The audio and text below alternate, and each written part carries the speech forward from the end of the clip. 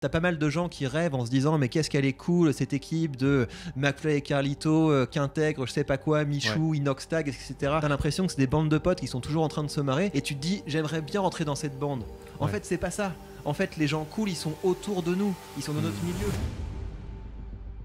La peur c'est pas un bon moteur de l'éthique, c'est la vision qui est un bon moteur de l'éthique. TikTok, c'est vrai que c'est de la. Il n'y a pas de clients dessus, il n'y a pas vraiment de business à faire dessus. Bah pris pour Eric Zemmour ou quoi, tu voulais que je te fasse une interview politique, etc.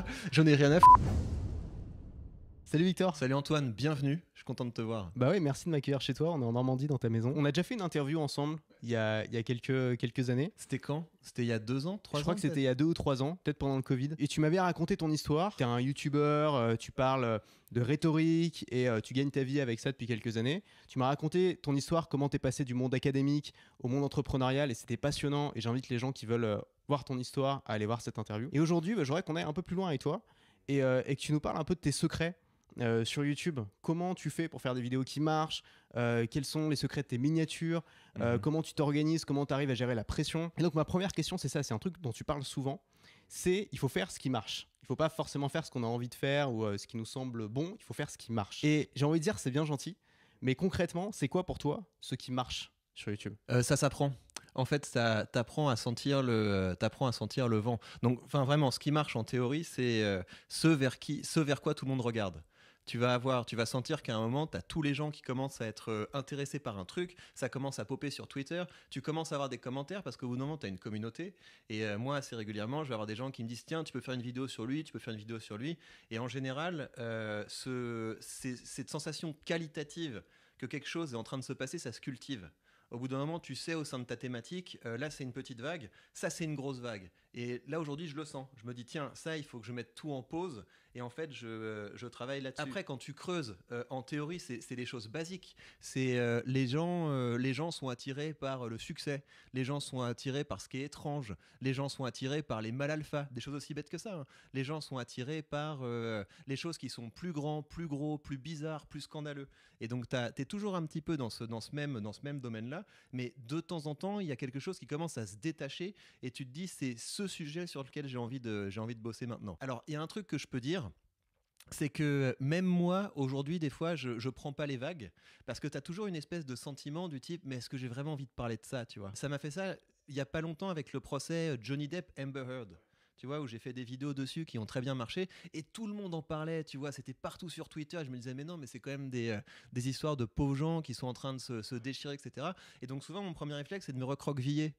Mais c'est pas parce que tout le monde en parle que j'ai envie de parler de ça. Et en général, quand j'arrive à dépasser ce sentiment et à me dire, mais non, mais regarde, c'est un procès, c'est de la rhétorique, c'est vraiment dans ton sujet, vas-y. Quand j'arrive à sortir un petit peu de mon cocon, en général, ça fait quelque chose qui est pas mal. Mais donc, il y a aussi un bon critère pour savoir si on est sur un bon sujet, c'est un truc du type est-ce que je vais parler de ça? Est-ce que c'est pas un peu risqué? Est-ce que je sors pas un petit peu trop loin de tout? Dès que tu commences à avoir des phrases qui te disent le fais pas, en général, c'est que tu te connectes à l'audace et que c'est une bonne idée. Ouais. Et ça t'est déjà arrivé d'aller trop loin et de regretter d'avoir abordé un sujet? Non. Ça, c'est jamais, ça m'est vraiment jamais arrivé. Ça m'est arrivé de, pas de regretter, mais de faire un truc où ça marche pas, tu vois. Ça m'est jamais arrivé de me dire tu t'es sali en parlant de ce sujet, mais ça m'est arrivé, tu sais, où tu fais une vidéo en te disant ça va super bien marcher, et en fait le truc fait un flop, et tu te dis ouais, à quoi ça servait de s'exciter sur ce truc, en fait c'était nul, Ouais. mais regretter non. Parce qu'après, tu sais, c'est pas seulement le sujet, c'est comment tu le traites. La question, c'est comment est-ce que tu es capable de rattacher le sujet à ton cœur d'expertise. Et tu arrives toujours justement sur des sujets qui sont parfois assez polémiques, assez politiques, où on sait que si tu vas en parler, tu vas avoir, même au sein de ton audience, une division, des gens qui vont pas être d'accord. Toi, tu arrives à prendre ce sujet et à dire, ok, je vais essayer d'en parler pour mettre tout le monde d'accord, ou alors je vais essayer d'en parler pour l'amener vers mon sujet et pas rentrer dans la polémique. Ouais, alors il y a deux choses là-dessus, c'est que évidemment plus tu vas taper dans des sujets polémiques, moins les gens auront le recul nécessaire pour se dire c'est une vidéo qui est là pour me former, j'ai pas envie d'en débattre, etc. Donc de toute façon, plus tu vas sur ce genre de sujet, plus tu vas avoir des réactions qui vont être agressives et les gens vont te situer. Les gens vont se dire ouais t'es de droite, t'es de gauche, machin truc, etc. Donc ça de toute façon ça va arriver. L'idée c'est que ces gens-là, les gens qui sont là spécialement pour polémiquer, au bout d'un moment, ils vont se casser. Ils vont se casser parce que ça va pas les intéresser. Et donc, l'objectif, c'est d'avoir une checklist. Moi, j'ai toujours une checklist quand je fais mes vidéos.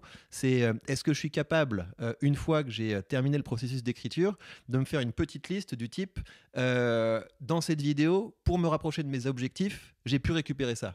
Et quand tu es capable d'avoir ce petit 3 petits points où tu te dis grâce à cette vidéo, je suis plus motivé à créer, je sais que telle stratégie est meilleure que telle autre, ça t'aide. Et donc tu gardes ça. Quand tu fais des vidéos qui surfent sur l'actualité, tu vas ramener plein de gens qui sont pas là pour de bonnes raisons, mais au moins tu sais que ton cœur d'audience en a pour son argent, et tu sais que sur ceux qui sont arrivés, il y en a certains qui vont rester pour les bonnes raisons. Ok, c'est intéressant. Et est-ce que c'est une stratégie que tu recommandes à tout le monde, ou il faut quand même avoir un peu de force mentale pour aborder ces sujets-là, pour se lancer en fait dans la bataille, quoi? Tu l'apprends, la force mentale, et je pense que c'est une bonne idée de l'apprendre. Au début, tu es mortifié, tu sais, quand tu as des commentaires qui sont désagréables. Ouais. Et tu sais, c'est même pas les commentaires du type ta vidéo est nulle. C'est t'es une saloperie, t'es une mauvaise personne, t'es dans tel camp, etc. Et ça, c'est difficile à encaisser, mais plus tu apprends à les encaisser, et plus ça devient facile. Et je pense que c'est une mauvaise idée de se retenir, d'aborder des sujets parce que tu as peur de la réaction des gens.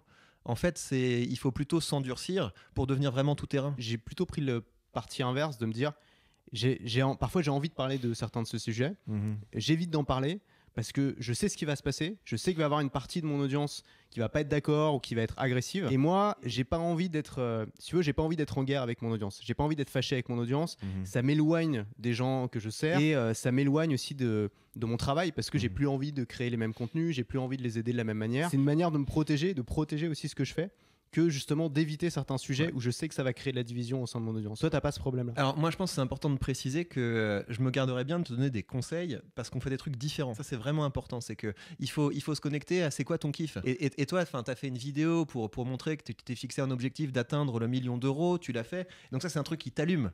La métrique de je suis capable de faire rentrer de l'argent, c'est un truc qui t'allume et tu sais comment faire et tu le fais bien. J'aimerais être comme toi, mais moi, ce qui m'allume, c'est de faire des vidéos qui marchent. Je peux pas faire autrement. Moi, les choses qui m'ont fait le plus plaisir dans ma carrière professionnelle, c'est quand j'ai une vidéo sur un sujet qui me plaît, qui commence à cartonner, et tu vois qu'il y a plein de gens qui regardent ça, qui en parlent, etc. Parce que j'ai toujours voulu faire ça. Quand j'étais plus jeune, je rêvais de faire des essais que les gens lisent, d'écrire des livres que les gens lisent, etc. Et je retrouve ça au niveau des vidéos. Donc, quand tu me demandes, est-ce que c'est pour tout le monde? Non, il y a des gens qui ont beaucoup plus intérêt à mettre la plus grande partie de leurs efforts à faire des systèmes qui marchent, comme tu peux leur apprendre. Mais moi, je peux être radical dans la manière comment est-ce qu'on fait des vidéos qui marchent, comment est-ce qu'on fait des vidéos qui cartonnent. Et donc, les gens qui vont suivre des formations pour faire des vidéos qui marchent, ils vont prendre ce qu'ils ont envie de prendre parce qu'ils vont voir que c'est extrêmement exigeant pour mettre en place tout ce qui peut fonctionner. Mais au moins, je peux les emmener assez loin dans cette dimension-là. Et après, c'est au public de faire un ajustement entre, là, je vais un petit peu trop côté efficacité des vidéos, je devrais aller un petit peu plus côté efficacité de l'argent qui rentre. Là-dessus, je suis moins bon. Alors, comme beaucoup de youtubeurs ou de créateurs de contenu qui ont cette capacité de faire des vidéos qui deviennent vraiment virales, t'as une grosse amplitude entre les vidéos qui marchent le mieux et celles qui marchent le moins bien. T'as des vidéos qui ont dépassé le million de vues, peut-être même 2 millions. 4 millions. Pas mal. Et t'as des vidéos qui vont pas aller forcément plus loin que 20 000, 30 000 vues. Ce qui est déjà, tu vois, moi quand je fais 20 000, 30 000 vues, je suis très content. Mais pour toi, forcément, j'imagine que tu le vis un peu comme un échec. Est-ce que tu arrives à gérer? Parce que je sais que pour moi c'est difficile, même si moi j'essaie de pas trop m'attacher aux chiffres justement sur YouTube parce que c'est pas indispensable dans mon business. Mais est-ce que tu arrives à gérer cette différence émotionnelle entre l'euphorie de quand tu fais une vidéo qui marche très bien et la déception de quand tu fais une vidéo qui marche pas? Est-ce que c'est quelque chose que tu arrives à gérer, tu arrives à l'utiliser, ou c'est quelque chose comme beaucoup de créateurs dont tu es un peu victime? J'y suis sensible, mais en fait c'est bien. Parce que tu sais, même quand tu fais une vidéo qui cartonne, tu fais une vidéo qui commence à cartonner, t'en veux toujours plus. Donc même là, t'es pas tout à fait satisfait. Évidemment, tu sais, c'est tout le temps une espèce d'ascenseur émotionnel. Ouais. Et donc quand t'as une vidéo qui fait un gros bide, effectivement, t'as de la tristesse, et puis après t'as de la détermination, t'as de la motivation. En mode, mais c'est pas possible, t'as de l'orgueil aussi. Tu te dis, mais je vais faire mieux que ça. Et donc tu tires ta motivation de ça. C'est plus difficile de se remettre d'une vidéo qui a cartonné que d'une vidéo qui a pas cartonné. Parce que quand t'as atteint une espèce de pic, c'est difficile de te remotiver, et puis parce que tu vas peut-être pas faire aussi bien, alors que quand tu as fait un truc pourri, tu peux faire que mieux, et donc c'est plus facile de se remotiver après ça. Mais ouais, évidemment, je suis peut-être même que je suis trop attaché aux performances de mes vidéos. C'est quelque chose qui te touche, tu y penses, tu te dis mais comment est-ce que je vais faire mieux, etc. Ouais, là il faut arriver à compartimenter. Il faut être capable d'arrêter ses journées de travail. Et c'est vrai que c'est à la fois un moteur et en même temps parfois ça va trop loin. Moi par exemple, j'ai un peu ça avec mes chiffres de vente. Quand je lance une formation qui cartonne, je suis le roi du monde, tu vois. Je me suis sur mon petit nuage, j'ai l'impression que je suis invincible, que rien va m'arrêter. Et puis la semaine suivante, j'en suis une formation qui marche pas. et je vais avoir l'impression que je suis au bout de ma vie, que c'est la fin. Enfin, voilà, j'ai quand même assez d'expérience pour savoir que je vais m'en remettre. Et souvent, d'ailleurs, c'est une force. Et en effet, celle d'après, elle va cartonner parce que je vais me réveiller, quoi, d'une certaine façon. Mais parfois, je me dis, c'est pas normal que ça ait autant d'impact sur mon humeur, même mon humeur en dehors de mon travail. C'est-à-dire mon humeur, je sais pas, avec ma famille. Parfois, je le ressens et je me dis, ça sort de ce cadre-là. Et donc, ça va trop loin. Et donc, j'essaye même, avec YouTube, par exemple, j'essaie de pas trop regarder les chiffres ou de mettre des bloqueurs. Ou par exemple, il y a une statistique que je déteste sur YouTube, c'est la note de la vidéo, tu sais, où il te met entre 1 sur 10 et 10 sur 10 en fonction de si elle performe bien ou pas bien. Et ça, je trouve ça horrible en fait, parce que ça t'incite à faire toujours plus parce que ta note est ajustée à chaque fois. Et en même temps, tu auras forcément des bonnes notes, des mauvaises notes. Et il y a cette frustration de te dire, putain, YouTube m'a mis une note aujourd'hui, ils m'ont mis une sale note, j'ai mal fait mon travail. Je trouve ça frustrant. Mais tu vois, tu te souviens de la lettre à Épicure? Non, la lettre à Ménécée, tu te souviens la philosophie un peu épicurienne? Ouais. Tu sais, c'est un truc qu'on lisait en cours de philo où ils te disent il faut pas essayer de chercher l'excès parce qu'après une espèce de grand festin, le lendemain tu te sens misérable, etc. Donc l'objectif c'est d'arriver à quelque chose qui est un petit peu stable et neutre. En fait, je suis pas du tout là-dedans. Moi, j'aime bien justement les ascenseurs émotionnels et j'ai pas envie de me couper des triggers qui déclenchent ces ascenseurs émotionnels. Donc, je suis d'accord avec toi que des fois, pour des bêtises, du type, tu as eu un mauvais commentaire ou tu as eu une mauvaise performance, tu vas devenir relou avec ta famille, etc. Et puis jusqu'à ce qu'on te dise, mais t'es chiant aujourd'hui. Et après, tu te dis, mais en fait, je suis chiant à cause de ça. Et là, tu as une prise de recul. Par contre, il y a un truc qu'on peut faire en tant que créateur de contenu quand on est dans ces creux, c'est que tu sais, on a l'habitude de faire des contenus un petit peu pour se la péter quand ça a marché. Du type, cette vidéo a marché, voilà les 3 secrets pour que ça fonctionne, etc.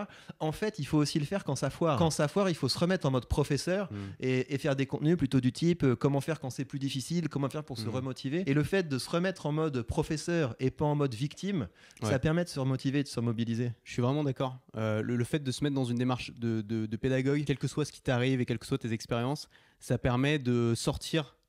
Émotionnellement, ça permet d'en sortir et d'essayer d'en faire un truc intéressant pour son audience. Et moi, je sors souvent de ces difficultés-là avec ça, justement, en me disant, ok, tiens, comment je peux essayer de transformer ça en quelque chose d'intéressant et d'utile pour mon audience. Et pour ça, le canal Telegram est super parce que c'est vraiment un endroit sur lequel on va pouvoir à chaud directement analyser, faire un commentaire dessus, etc. Ouais, donc là, juste pour compléter là-dessus, tu sais, j'ai fait pas mal de contenu sur les youtubeurs qui, fin 2022, début 2023, se plaignaient auprès de leur audience que ça marchait plus. Parce que tu as eu effectivement des changements dans l'algorithme de YouTube qui font que ça a radicalisé l'espèce de décorrélation entre le travail et l'efficacité. Et donc aujourd'hui, en fait, ce qui marche, c'est les sujets qui marchent. Et donc les gens qui sont habitués à faire un gros montage avec une équipe, etc., ces gens étaient un petit peu en galère, ils se sont beaucoup plaints. Faites pas ça. Faites pas des vidéos où vous vous plaignez, c'est très différent en fait de tirer des leçons d'un échec et de les partager avec les gens qui sont pertinents sur un canal Telegram que de faire dans les contenus qui sont les plus publics des trucs du type ça marche pas, pourquoi, etc. Parce que là on attire des parasites, on attire des gens qui se délectent du malheur des autres et on n'a pas envie d'être suivi par des gens comme ça. Ouais. Tu penses qu'il faut faire attention à pas trop exposer ces problèmes, ou en tout cas, tu avais dit un jour, ne pas les exposer quand ça nous arrive, en parler après, quand on en est sorti. Ouais. Parce que c'est quoi, ça attire les charognards, c'est... Okay. Absolument. Quand tu atteins un certain niveau de succès, mais même pas un certain niveau de succès, en fait, où que tu en sois dans ta carrière, il y a des gens qui sont tes pairs, il y en a, c'est tes amis. Ils se réjouissent de tes succès, ils sont tristes quand ça marche pas, mais tu as quand même beaucoup de gens qui sont soit dans la compétition, une compétition malsaine, et si tu montres tes faiblesses, ils vont être super contents. T'as pas envie de donner ça à des gens qui vont se réjouir de ton malheur.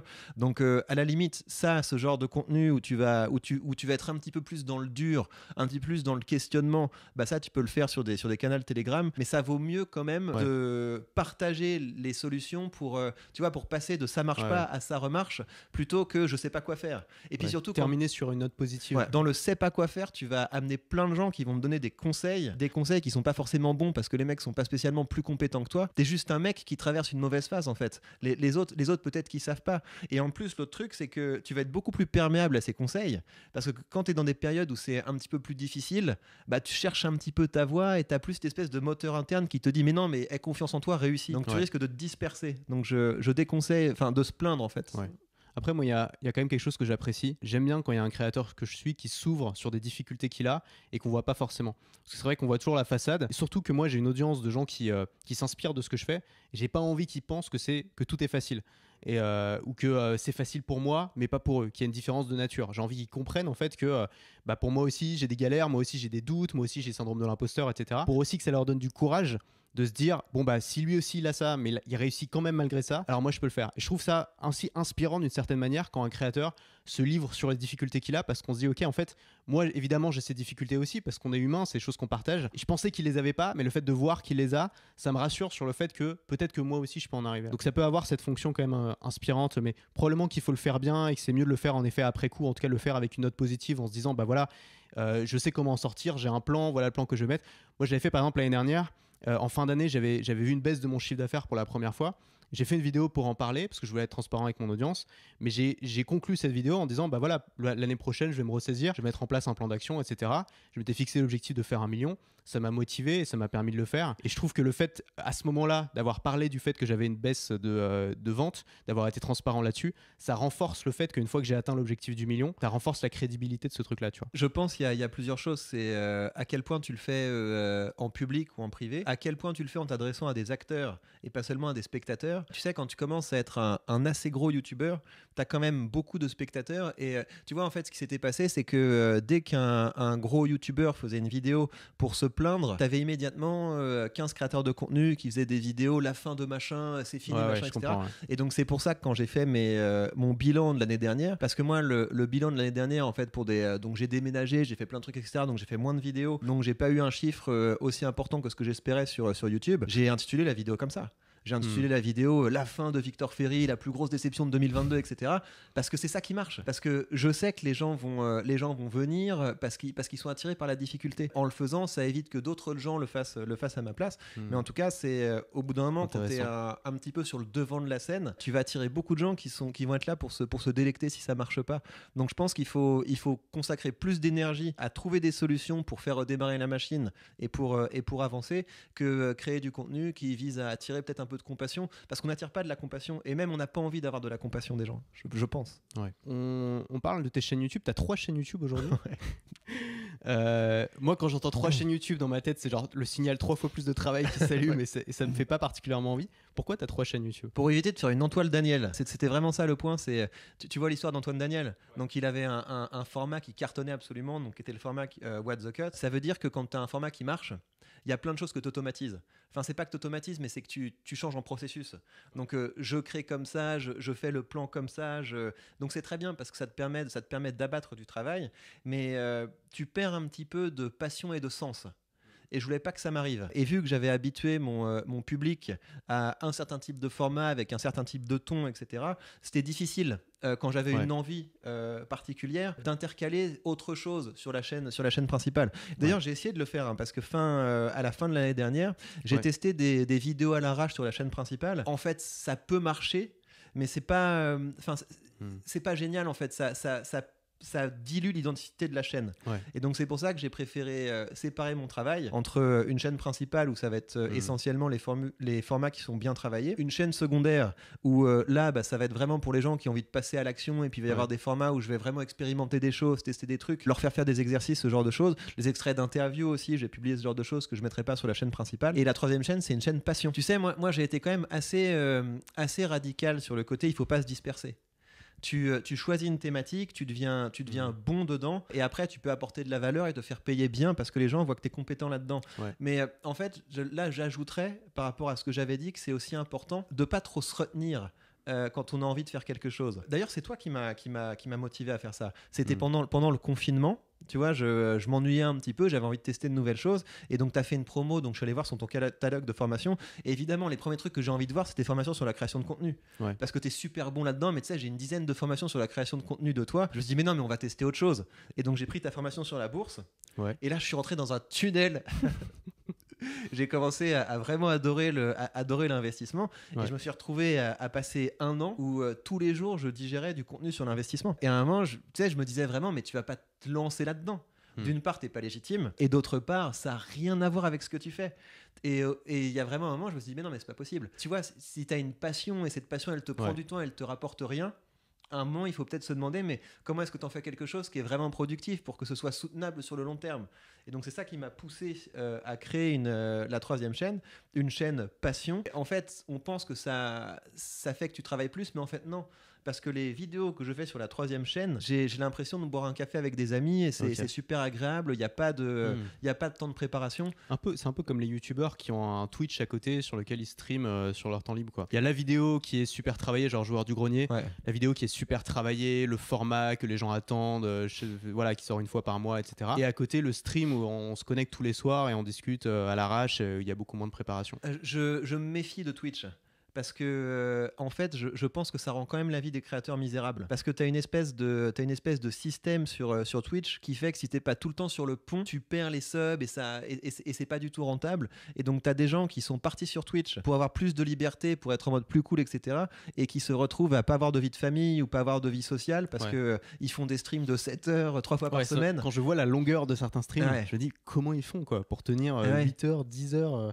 Il y en a qui font des streams de 24 heures parfois. Quoi. C'est hallucinant. Et donc je pense qu'ils sont vraiment partis là en se disant je vais être libre, je vais faire ce que je veux, etc. Mais quel que soit le format dans lequel t'es et le média dans lequel t'es, au bout d'un moment t'as un petit peu une volonté de performance et tu vas te dire pourquoi est-ce que mon stream de la veille il a moins bien performé. Tu vas commencer à optimiser, mais t'es sur une plateforme où le format de base c'est 4-5 heures. Pour moi c'est piégeux Twitch. Après c'est peut-être juste un problème de business model aussi, quoi. C'est que tout ce business model qui est basé sur capter l'attention d'un maximum de personnes pendant un maximum de temps, peut-être que c'est pas super sain pour tout le monde, quoi. Et le fait d'avoir des business models basés sur la valeur, par exemple avec la vente de formation, moi je trouve ça pas mal parce que ça te permet de moins être dépendant de cette quantité de temps et de vues qu'on doit faire. Après, alors, donc tu as 3 chaînes. Tu as une chaîne, la chaîne, on va dire, grand public, Victor Ferry, où c'est là où tu abordes tes sujets grand public, où tu fais le plus de vues avec des vidéos qui sont écrites, scriptées, où tu sors une fois par semaine, c'est ça? Tu as la chaîne L'Atelier de rhétorique, où tu vas plus faire des cours, c'est ça? C'est des choses un peu plus techniques, un peu plus travaillées, on va dire pour les vrais fans. Et ensuite, tu as la chaîne Victor Ferry Business and News, qui est là pour s'amuser, pour parler des sujets qui t'intéressent en ce moment, qui parlent de bourse, etc. Et où là aussi, tu as une audience plus petite, mais de vrais fans, de gens qui aiment bien t'écouter parler pendant des heures. Qui aiment le sujet. Qui aiment le sujet. Mais qui aiment aussi ton point de vue sur le sujet et la manière dont tu le traites. Mais le truc de fou, c'est que en fait, cette chaîne devient rentable. Ça qui est dingue. C'est que vu que c'est un sujet qui est très propice à l'affiliation, donc d'une part ça fonctionne. J'ai pas seulement les revenus publicitaires, mais j'ai les revenus de l'affiliation. Et puis le truc de dingue, c'est que j'ai réussi à faire un partenariat avec un mec qui est pour le coup vraiment spécialiste de l'investissement et qu'on a lancé un podcast. Xavier Delmas. Et donc, mais c'est trop bien. En fait, tu pars d'une discipline dans laquelle t'es complètement passionné et c'est un side business et tu commences à progresser, à rentrer dedans. Et pour moi, la clé. Donc là, je parle vraiment aux gens qui ont envie qui ont une passion et qui se disent mais est-ce que je peux changer cette passion en business? Et puis surtout, est-ce que je suis légitime pour en parler alors que je commence? Le truc, c'est que jamais j'ai essayé de me faire passer pour un expert. La méthode, c'est pas je vais lire 15 bouquins sur l'investissement et puis après faire genre que je m'y connais. C'est tu arrives et tu dis mais non mais les gars je m'y connais pas. Et j'ai envie d'apprendre à vos côtés, j'ai envie de progresser à vos côtés. Regardez, c'est mon parcours, je vais me planter mais ça va être sympa. Et donc c'est comme ça qu'on rentre. Et du coup c'est pour ça que j'ai pu faire un partenariat avec Xavier Delmas. C'est parce que je suis pas en mode je suis sur le même terrain que toi mon gars, on est au même niveau. Non, c'est que ça permet de faire un duo avec un mec qui s'y connaît vraiment et avec un mec qui est au niveau des gens qui débutent. C'est assez chouette. Donc vraiment, j'ai longtemps insisté sur vous dispersez pas. Mais en fait, tu as une dispersion utile.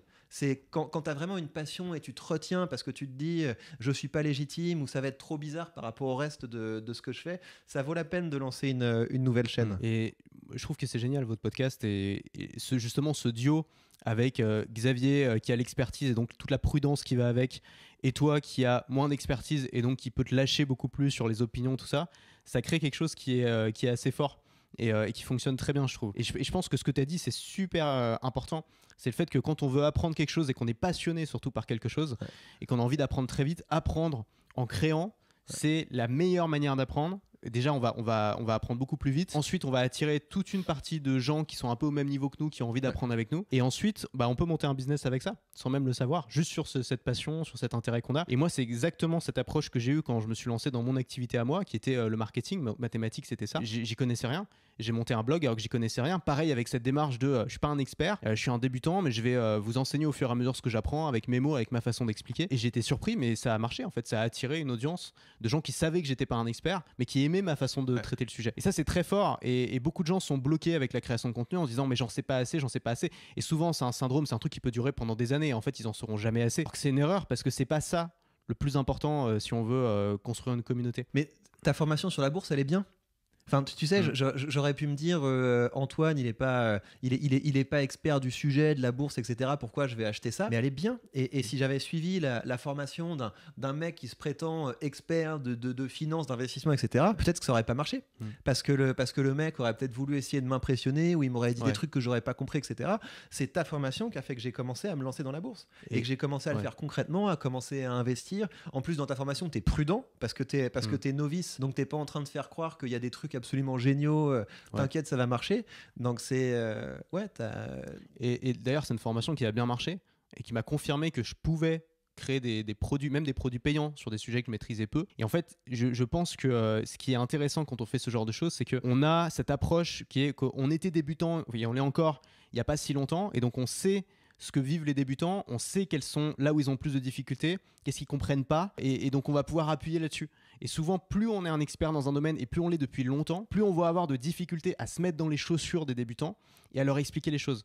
Et c'est un écueil qui est, à mon avis, plus dangereux que le fait de se lancer dans un sujet qu'on maîtrise pas très bien.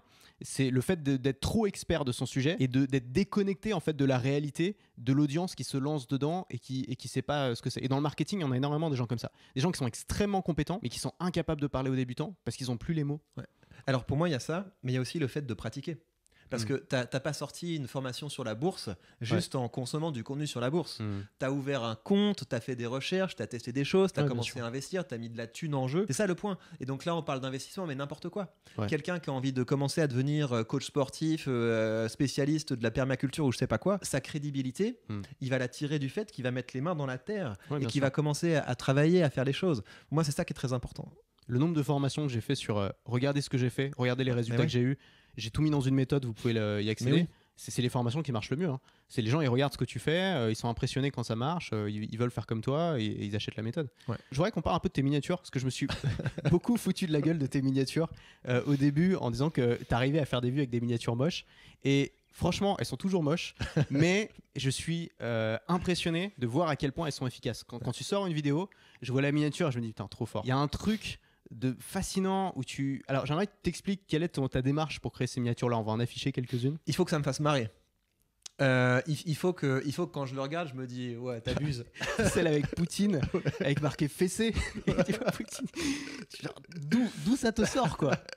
Celle-là, je crois qu'elle a dépassé le million pour le coup. Mais tu vois, c'est ça qui est drôle. C'est que il faut que quand je regarde la miniature, je me dis t'as abusé.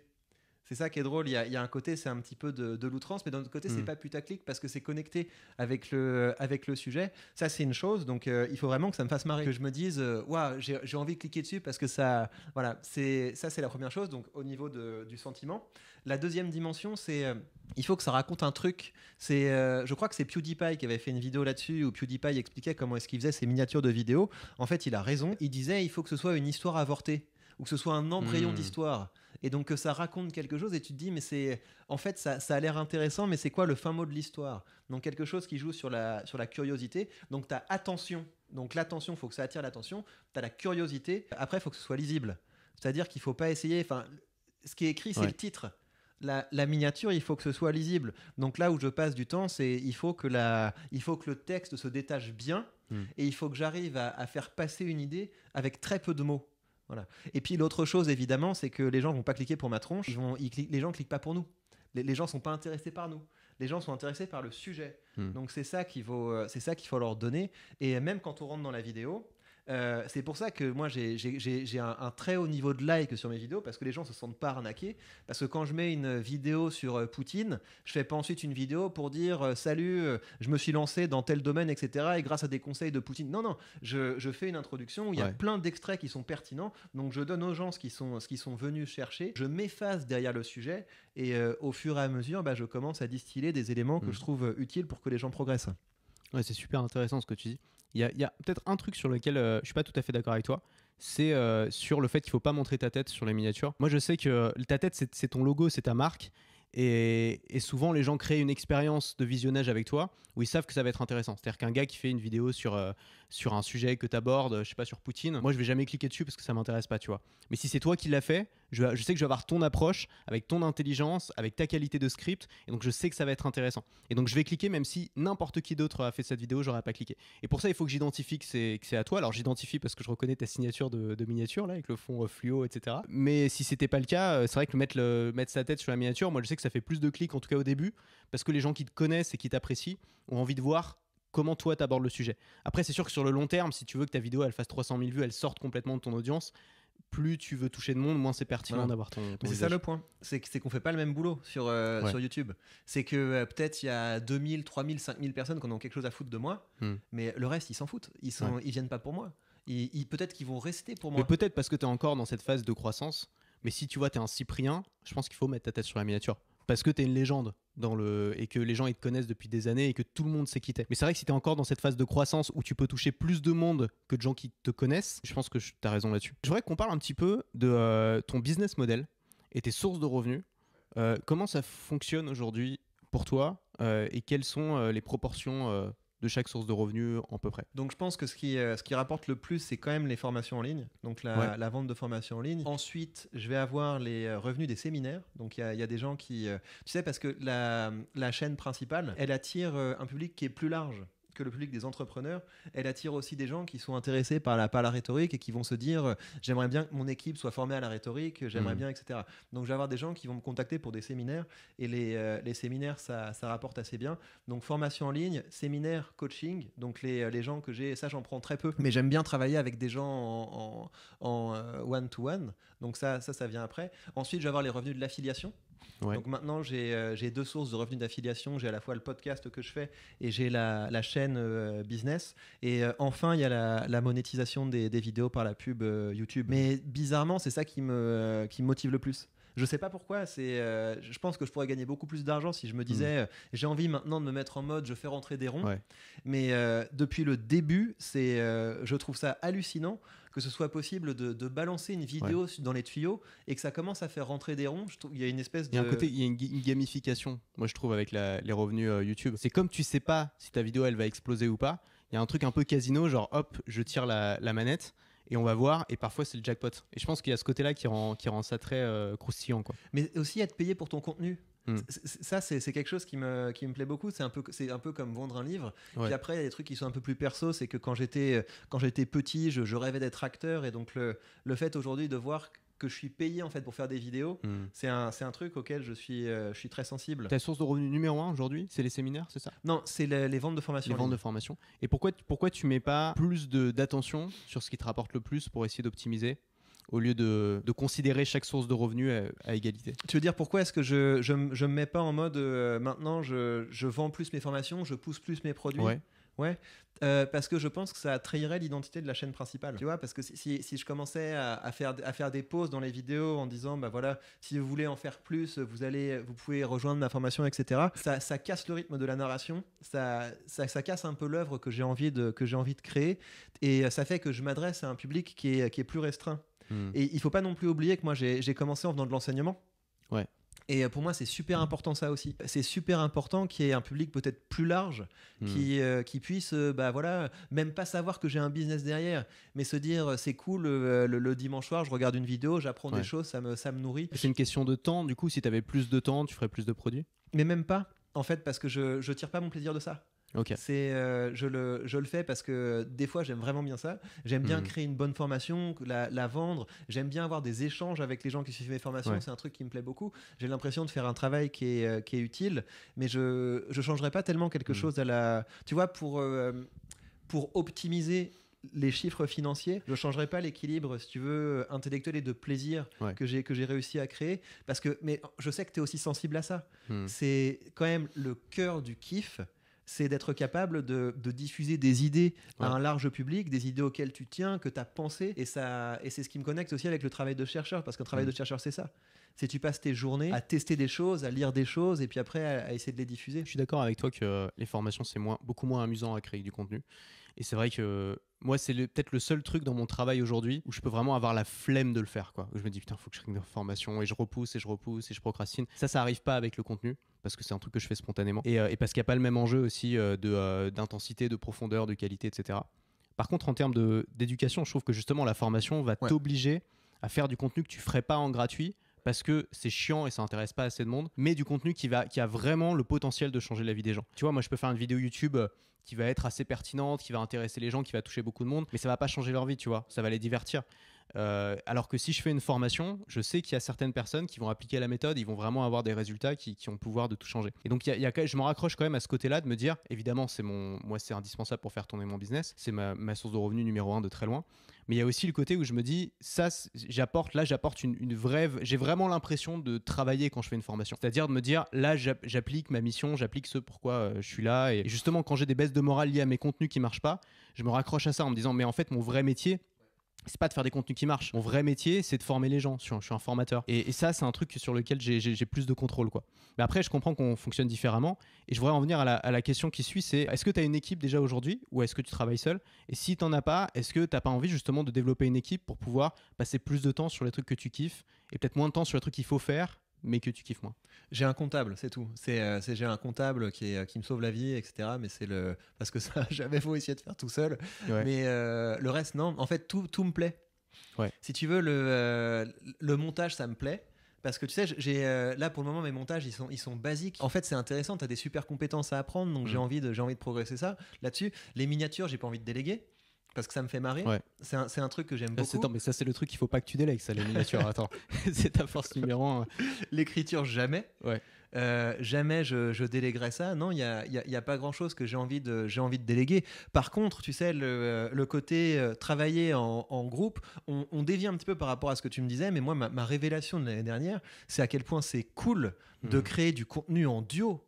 Ouais. C'est trop bien. Et donc ça, je le vois avec Xavier dans le podcast qu'on a. J'ai débauché Félix pour qu'on commence à se faire un format sur la finance, etc. Ouais. Et j'ai envie de continuer là-dessus. Parce qu'en fait, il n'y a rien de plus cool que de se faire un format où voilà, on se met un certain nombre de sujets et puis on se demande, tiens, comment l'autre va réagir par rapport à ça. Et je reviens par rapport à un autre truc que j'ai pu dire par le passé. Tu sais, j'ai refusé toutes les collabs pendant très longtemps. Parce que pour moi, c'était important d'être capable de percer sur YouTube à la seule force du discours. Ouais. Et donc pour moi, c'était vraiment très important. Et donc quand je sentais qu'il y avait des collabs où l'objectif c'est, tu sais, on nous dit souvent ça, si tu veux grandir sur YouTube, fais des collabs. Comme ça, vous allez mettre vos audiences en commun, etc. C'est une erreur, il ne faut pas voir les choses comme ça. Il faut voir les choses en se disant, j'aime bien cette personne. Ouais. J'ai envie de passer du temps avec cette personne. Et c'est comme ça qu'on va créer quelque chose qui est bien. Et tu sais, les formats qui marchent bien, les formats du fit et du fun, t'as pas mal de gens qui rêvent en se disant, mais qu'est-ce qu'elle est cool, cette équipe de McFly et Carlito, Quintègre, je sais pas quoi, Michou, Inoxtag, etc. T'as l'impression que c'est des bandes de potes qui sont toujours en train de se marrer. Et tu te dis, j'aimerais bien rentrer dans cette bande. En fait, c'est pas ça. En fait, les gens cool, ils sont autour de nous, ils sont dans notre milieu. Il faut pas essayer de rentrer dans la bande des autres, il faut essayer de créer une bande avec des gens qu'on aime bien. C'est comme ça qu'il faut voir les choses. Ah, c'est intéressant. Tu as en partie répondu à la question que je vais poser ensuite, c'était justement comment tu fais pour trouver les personnes avec qui monter quelque chose. Moi, parfois, il y a des gens où je me dis, tiens, ça pourrait être cool de faire quelque chose. Et en même temps, j'ai un peu peur de m'engager sur un truc où je me dis, si ça se trouve, au bout de 3 épisodes, ça va me saouler, ça va prendre trop de temps et je vais plus avoir envie de le faire. Donc, comment tu fais pour te dire, ok, ça, c'est la bonne personne? Tu sais pas, tu construis la relation. Ça qui est important, c'est quand tu commences à considérer que la relation est importante et que c'est quelque chose que tu as envie de faire, bah t'apprends à te... Après, tu peux avoir peur de l'attachement, de je sais pas quoi, d'être déçu, etc. Mais en fait, une relation, ça se construit. Et ça se construit en étant fiable, ça se construit en étant attentif aux attentes de l'autre. Et après, en fait, ça prend pas de temps. C'est une force incroyable de foutre un sujet sur la table, de voir comment l'autre réagit, ça te fait réagir, etc. Ouais. Et j'ai mis très longtemps avant d'exploiter cette dimension. Et en fait, c'est trop bien. C'est aussi quelque chose que je vais essayer de développer cette année. Bah déjà en montant une équipe, c'est un truc, moi ça a été le truc le plus difficile pour moi, ça a été de me dire allez je délègue quoi. Je sais pas pourquoi c'est aussi difficile de déléguer alors que tout le reste j'ai réussi à le surmonter mais ça non. Et donc cette année c'est vraiment un de mes objectifs parce que j'atteins une sorte de, peut-être pas un plafond, je pense que je peux encore aller plus haut, mais ça va commencer à devenir vraiment difficile si je veux protéger mon lifestyle et mon temps. Et donc, mon but, là, ça va être de commencer à déléguer, commencer à construire une équipe d'un côté, et de l'autre côté, pourquoi pas aussi m'ouvrir davantage aux autres et peut-être faire des projets en commun ou à deux ou des contenus ou des choses comme ça. Parce que je suis comme toi, c'est-à-dire qu'au début, j'ai l'impression que ça sert à rien. Et puis quand tu commences à le faire et quand ça marche, en fait, parce que ça marche pas toujours, mais quand ça marche, je te dis putain, c'est tellement bien, ça apporte une telle valeur à ma vie. Dans le côté équipe, moi j'ai Félix qui bosse avec moi maintenant depuis des années. Ça a tellement changé la manière dont je travaille, ça m'a libéré d'un tel poids et ça m'a permis de faire tellement plus de choses que je me dis, voilà, si je peux faire rentrer d'autres personnes comme ça, c'est un game changer, quoi. Mais ouais, et puis en plus, c'est les gens avec qui tu bosses, c'est des gens cool. Et donc, tu peux faire des contenus avec eux aussi parce qu'ils ont des expertises sur des sujets. Et tu sais, c'est très chouette le côté. C'est une famille, c'est une équipe, etc. Donc après, ça suppose de revenir sur certains trucs que tu disais au début, tu vois. Le machin, c'est super important d'être tout seul, avoir un business qui tient dans la poche, etc. Bah, au bout d'un moment, ouais, tu grandis un petit peu et puis tu commences à avoir besoin vraiment des autres. Après, faut pas hésiter, tu vois. Parce qu'à l'époque où The Family, c'était cool, c'était aussi pour ça. C'était parce que tu avais une équipe de gens, tu avais l'impression, tu sais, c'est un peu comme les sitcoms. Tu as envie de voir l'alchimie, les relations entre les autres. Et donc, c'est très cool quand tu as une équipe de faire des formats où vous faites des points publics par rapport aux gens. Et c'est des formats qui sont cool à faire. Comment tu t'organises aujourd'hui? Genre, à quoi ressemble une journée dans la vie de Victor Ferry? Parce qu'en plus, tu as des enfants, tu as 2 enfants. Ouais, donc ça, c'est un truc, c'est pour ça que j'ai été obligé d'apprendre à faire des vidéos à l'arrache. Parce que là, on vient vraiment de 2 mondes différents. Toi, tu as plutôt commencé par ça. Donc, être capable d'improviser à partir de points. Moi, c'était le contraire. Enfin, tu vois, je viens d'années dans le monde académique, dans la recherche, dans l'enseignement, etc. Où il faut que ce soit absolument carré, il faut que tout soit écrit, etc. Et donc, j'ai mis longtemps avant de faire des formats qui sont beaucoup plus en impro. Et donc, j'ai été contraint de développer cette capacité à parler de sujets en improvisation parce que j'ai beaucoup moins de temps, parce que j'essaie de caler mon emploi du temps sur ceux de mes enfants. Donc, ça veut dire que j'ai des journées 9h, 4h30. Donc j'essaie vraiment de me tenir à ces horaires-là.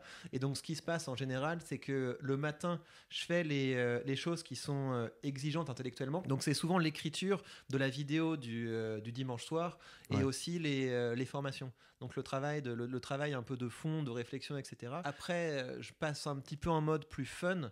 Et donc je vais faire... Il y a 2 choses que je peux faire. Je peux décider de créer une vidéo pour la chaîne secondaire. Donc typiquement, il s'est passé un truc. Il y a un YouTuber qui a fait une vidéo pour parler de son business. Il y a un YouTuber qui a fait une vidéo pour parler de ses difficultés. Ou alors, il y a eu une séquence comme ça que je vais pas débriefer dans la chaîne principale et donc je peux y réagir, etc. Donc ça va me faire du contenu pour la chaîne secondaire. Et sinon, ce que je fais, c'est que je transfère quelques euros sur mon compte d'investissement. J'investis et je fais une vidéo sur la 3e chaîne où j'analyse un petit peu une news et puis après je présente mes investissements. Ça, c'est vraiment du contenu cool. Quand j'ai fini le travail exigeant intellectuellement, je me détends un petit peu avec du contenu plus sympa. Puis après, j'essaie de caler du sport et de faire 20 minutes de sport avec, tu sais, tu prends un timer et tu as différents exercices qui te permettent de travailler les différents muscles parce que en fait, ça compte beaucoup en termes de motivation, de productivité. C'est le jour et la nuit quand tu commences à mettre un peu de sport dans ta routine. Ouais, c'est jamais du temps perdu. Donc, tu es plutôt habitude quotidienne que planification. Alors tes contenus, t'as pas un calendrier de contenu planifié à l'avance, rien? Non, j'ai un petit peu des objectifs, tu sais, des deadlines. Donc je sais que le vendredi après-midi, il faut que la vidéo soit montée et qu'elle soit dans les tuyaux pour sortir le dimanche. J'essaie justement dans mon agenda d'avoir un temps qui laisse de la place pour l'imprévu. Et c'est super important en fait parce que sinon tu as l'impression d'être un salarié quoi. Tu suis une liste de tâches, tout est automatisé et donc j'ai vraiment eu envie après le déjeuner de me dire sur quoi j'ai envie de bosser, sur quoi j'ai envie de créer un contenu, ou alors de commencer à faire un petit peu de recherche et de me dire tiens, il y a ce sujet qui est sorti, je vais faire un truc là-dessus. Donc en général, assez tôt dans la semaine, je détermine le sujet de la vidéo que je vais faire le dimanche, parce que en fait, un travail d'écriture, faut que ça repose un petit peu. Faut mettre des idées, les démêler, et puis après on se rend compte que c'est un peu fragile, on laisse reposer, après ça nous paraît beaucoup plus clair. Donc ça, c'est vraiment un truc que j'étale un petit peu sur l'ensemble de la semaine, et le reste du temps, je laisse de la place pour l'imprévu. T'arrives à te motiver, à tenir tes deadlines, t'es jamais dans la procrastination? J'ai eu du mal avec ça quand j'ai lancé les autres chaînes, parce que y a toujours moyen de se dire non mais t'inquiète, tu vas pas faire ta vidéo du dimanche soir et puis à la place tu vas faire tel ou tel contenu, ça ira bien parce que tu as envie de le faire maintenant. Et l'année dernière j'ai beaucoup radicalisé ça. Qu'est-ce que tu as envie de faire? et donc vraiment de suivre ce que j'ai envie de faire là maintenant tout de suite. Et j'ai passé une super année, mais peut-être que le public de la chaîne principale a passé une moins bonne année parce que du coup j'ai parfois, enfin ça m'est arrivé d'arrêter des trucs en me disant non mais en fait ça me saoule. Je vais faire un truc que j'ai envie de faire. Et je pense qu'il faut, des fois, il faut quand même se botter un petit peu les fesses et se dire, ah, vas-y, tu finis ce truc, tu avances, parce que c'est un des risques en fait quand on est entrepreneur, c'est qu'il faut vraiment trouver un équilibre entre, je vais pas être mon propre patron et pas commencer à me mettre en auto-esclavage. Et puis d'un autre côté, il faut pas non plus partir un peu dans tous les sens. Et après, on commence à procrastiner, à se dire, je pourrais être en train de faire autre chose. Donc il faut trouver un équilibre entre les deux. Bah voilà, des fois je trouve l'équilibre, des fois je le repère, après je le recrée. Ouais, je suis d'accord, on a besoin d'une discipline d'exécution, d'habitude, de choses qu'on se fixe et qu'on tient, même s'il n'y a personne au-dessus de nous pour nous forcer à le tenir, quoi. Pourquoi t'es revenu sur YouTube ? Parce que je voulais qu'on parle du format short justement un petit peu. En fait, la question d'abord, c'est pourquoi je suis parti de YouTube. Ouais. Et je pense que la raison, c'est parce que j'étais passé à l'email quotidien. Ça faisait genre 2 ans que je faisais des emails quotidiens. Et donc YouTube me servait à remplir ma liste email. Mais c'était plus, si tu veux, mon canal principal. C'était plus là-dessus que je mettais mon attention. Et moi, j'ai toujours eu du mal à avoir du secondaire. Pour moi, c'est tout ou rien. Donc c'est le truc principal où je mets toute mon attention, toute mon énergie. Et puis il n'y a rien d'autre. Et donc déjà, j'avais un peu délaissé YouTube. Et j'étais un peu fatigué de ça. Et j'ai rencontré des gens qui avaient des super résultats sur Instagram, notamment des petits jeunes de 18-20 ans qui cartonnent avec seulement Instagram. Ils ont un Instagram, un Podia, et ils font 10 000, 15 000 euros par mois. Et je me suis dit, ok, ça c'est intéressant parce que c'est simple, c'est minimaliste. Instagram, en plus, c'est une plateforme sur laquelle tout le monde est. J'ai aussi un peu tâté mon audience, j'aurais posé des questions. C'est une des plateformes principales sur lesquelles ils sont. C'est une plateforme qui leur fait pas peur. Ils postent déjà du contenu dessus. Et YouTube était devenu, et ça l'est toujours malheureusement, c'est que c'est devenu intimidant. Quand tu vois ce que fait un MrBeast, Popcorn ou je sais pas quel YouTuber moderne, maintenant c'est des moyens de télévision. C'est-à-dire qu'il y a une équipe, le décor, en fait, c'est un fond vert. Toi, tu pensais que c'était un vrai décor, en fait, non. Il y a du matériel qui coûte, il y en a pour 10 000 balles de matériel. Le montage, c'est hyper dynamique, ça zoome, ça dézoome, il y a des trucs qui pop dans tous les sens. Et en fait, un débutant, il voit ça. Il se dit mais je vais jamais réussir à faire ça, et du coup il se lance pas du tout. Et sur Instagram ou sur TikTok, voilà, enfin le format short, ça a été une sorte de bouffée d'air frais parce que tu l'as vu, enfin moi j'ai vu quand je suis allé un peu sur TikTok pour voir ce que les gens faisaient, ça avait rien à voir en termes de production. Les TikTok qui font plus de vues, il y a aucune production. C'est des ados avec leur caméra, avec leur smartphone, tu vois, qui allument leur téléphone et qui parlent d'un sujet et qui coupent, ça dure 1 minute 30, ils postent ça et puis ça marche quoi. Ça marche parce que c'est intéressant. Et je me suis dit tiens, on retourne à quelque chose qui moi m'a toujours fasciné, c'est le contenu qui marche sans aucune production derrière, juste parce que le texte est intéressant. Un peu ce que tu fais dans Parle, c'est un peu pareil, il n'y a pas beaucoup de production derrière, mais le texte accroche.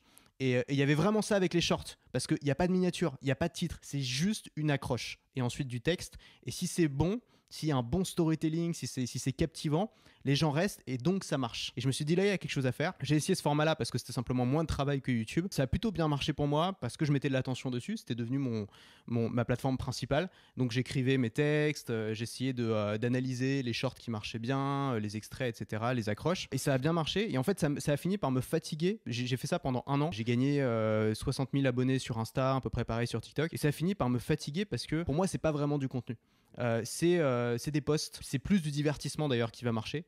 Et moi en fait en tant que consommateur, moi ma plateforme c'est YouTube. Moi je vais jamais sur Insta, je m'en fous d'Insta, il n'y a rien qui m'intéresse sur Insta. Je dis pas qu'il n'y a pas de créateurs intéressants, le problème c'est que c'est noyé dans tout un tas de trucs qui moi m'intéressent pas. Et donc je les regarde pas. Et ce que j'aime bien avec YouTube, c'est ce choix que tu as de choisir qui sont les créateurs que tu as envie de suivre, de pouvoir te poser devant une vidéo qui dure 25 minutes, déjeuner devant le midi et apprendre plein de trucs. Quand je vais à la salle de sport, écouter une interview ou un truc de 45 minutes, l'avoir dans les oreilles et apprendre des choses. Il y a ce truc pédagogique quand même que tu n'as pas ailleurs. Et il y a le temps long qui m'avait manqué aussi sur Insta, c'est que sur Insta, tu es vraiment dans une roue de hamster, sur Insta ou sur TikTok, tu es vraiment dans une roue de hamster où le jour où tu t'arrêtes de faire du contenu, t'arrêtes de faire des vues, t'arrêtes de capturer des mails, ton business est à l'arrêt, total. Alors que sur YouTube, en fait, je me suis rendu compte, je suis revenu et j'ai vu des vieilles vidéos qui font 100, 200, 300 vues par jour ou par semaine depuis des mois et des mois. Et je suis tombé notamment sur une vidéo, et je pense que ça a été ça l'élément déclencheur. Je suis tombé sur une vidéo que j'avais faite à Dubaï il y a 2 ans, où j'étais pas en forme, tu vois, j'étais fatigué, j'étais pas inspiré ce jour-là. J'ai quand même fait une vidéo, je partageais une méthode, donc la méthode était bonne, mais moi j'étais pas en forme. Et la vidéo a pas marché quand j'ai lancé, elle devait être 10 sur 10, tu vois. Et donc je me souviens que sur le moment ça m'avait découragé, je m'étais dit bon, à quoi bon m'embêter, j'arrête YouTube, etc. Et en fait cette vidéo, elle a continué à monter tranquillement dans l'algorithme, parce que la méthode était bonne et parce que ça répondait à une demande. je suppose. Elle a fait 20 000 vues, ce qui n'est pas énorme, mais c'est bien pour moi. Elle a apporté 2000 emails, parce qu'il y avait un bon appel à l'action à l'intérieur. Et ces 2000 emails, c'est des emails super qualifiés, puisqu'ils sont venus pour la méthode. Et je me suis dit, mais en fait, cette vidéo, elle a rapporté beaucoup plus à mon business et à mes clients et à mon audience que tout ce que j'ai pu faire sur Insta. Enfin, pas tout, tu vois, mais qu'une vidéo lambda que j'aurais pu faire sur Insta sur la même durée et où j'aurais été fier de moi parce qu'elle aurait fait plus de vues sur le lancement. Et donc, je me suis vraiment recentré sur un truc que je pense depuis longtemps, mais je m'étais un peu éloigné de ça parce que je voulais explorer. C'est pas forcément les chiffres que tu vois qui sont les plus importants.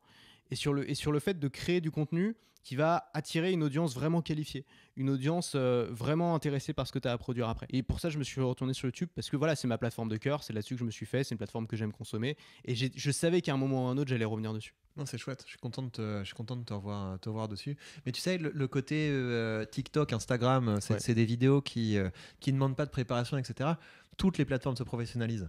Donc il y a forcément un moment où effectivement sur TikTok tu avais un petit peu le truc du début et puis au bout d'un moment ça devient des formats canons et je pense que c'est pas une bonne stratégie de se dire j'y vais parce que en fait ça me demande moins d'efforts et moins de travail. Il y a forcément un moment, si on veut se démarquer, il faut commencer à écrire plus, il faut commencer à développer toute la gamme de compétences, je pense de l'écriture jusqu'au montage même. Toi tu as aussi développé beaucoup quand même de compétences pour que ce soit joli. En termes de comment on filme, comment on prend le son, comment on prend la vidéo, etc. Les gens aujourd'hui, ils doivent pas freiner des cas de fer en se disant ça va me demander du travail d'aller sur YouTube. C'est chouette parce que c'est des compétences qui sont très importantes. Et même si un jour YouTube c'est plus le réseau social principal, les compétences qu'on a développées pour être bon sur YouTube, à savoir poser une idée, la développer, l'écrire, ensuite la sculpter pour qu'elle soit présentée de façon qui soit intéressante, captivante, c'est des compétences qui après sont tout terrain. Et donc je pense qu'il y a beaucoup de créateurs qui se sont fait un petit peu avoir par le piège TikTok, en mode, enfin c'est ce que tu disais, hein, c'est le casino, donc sur un malentendu, cette vidéo peut fonctionner, etc. Et puis un an après, peut-être qu'ils n'ont pas développé les compétences importantes, s'isoler un petit peu du flux, prendre le temps de poser sa pensée sur le papier, développer, creuser, très important. Il y a du vrai dans ce que tu dis, mais je te rejoins pas partout. Alors sur TikTok, c'est vrai que c'est de la merde. Concrètement, TikTok, c'est une plateforme de divertissement.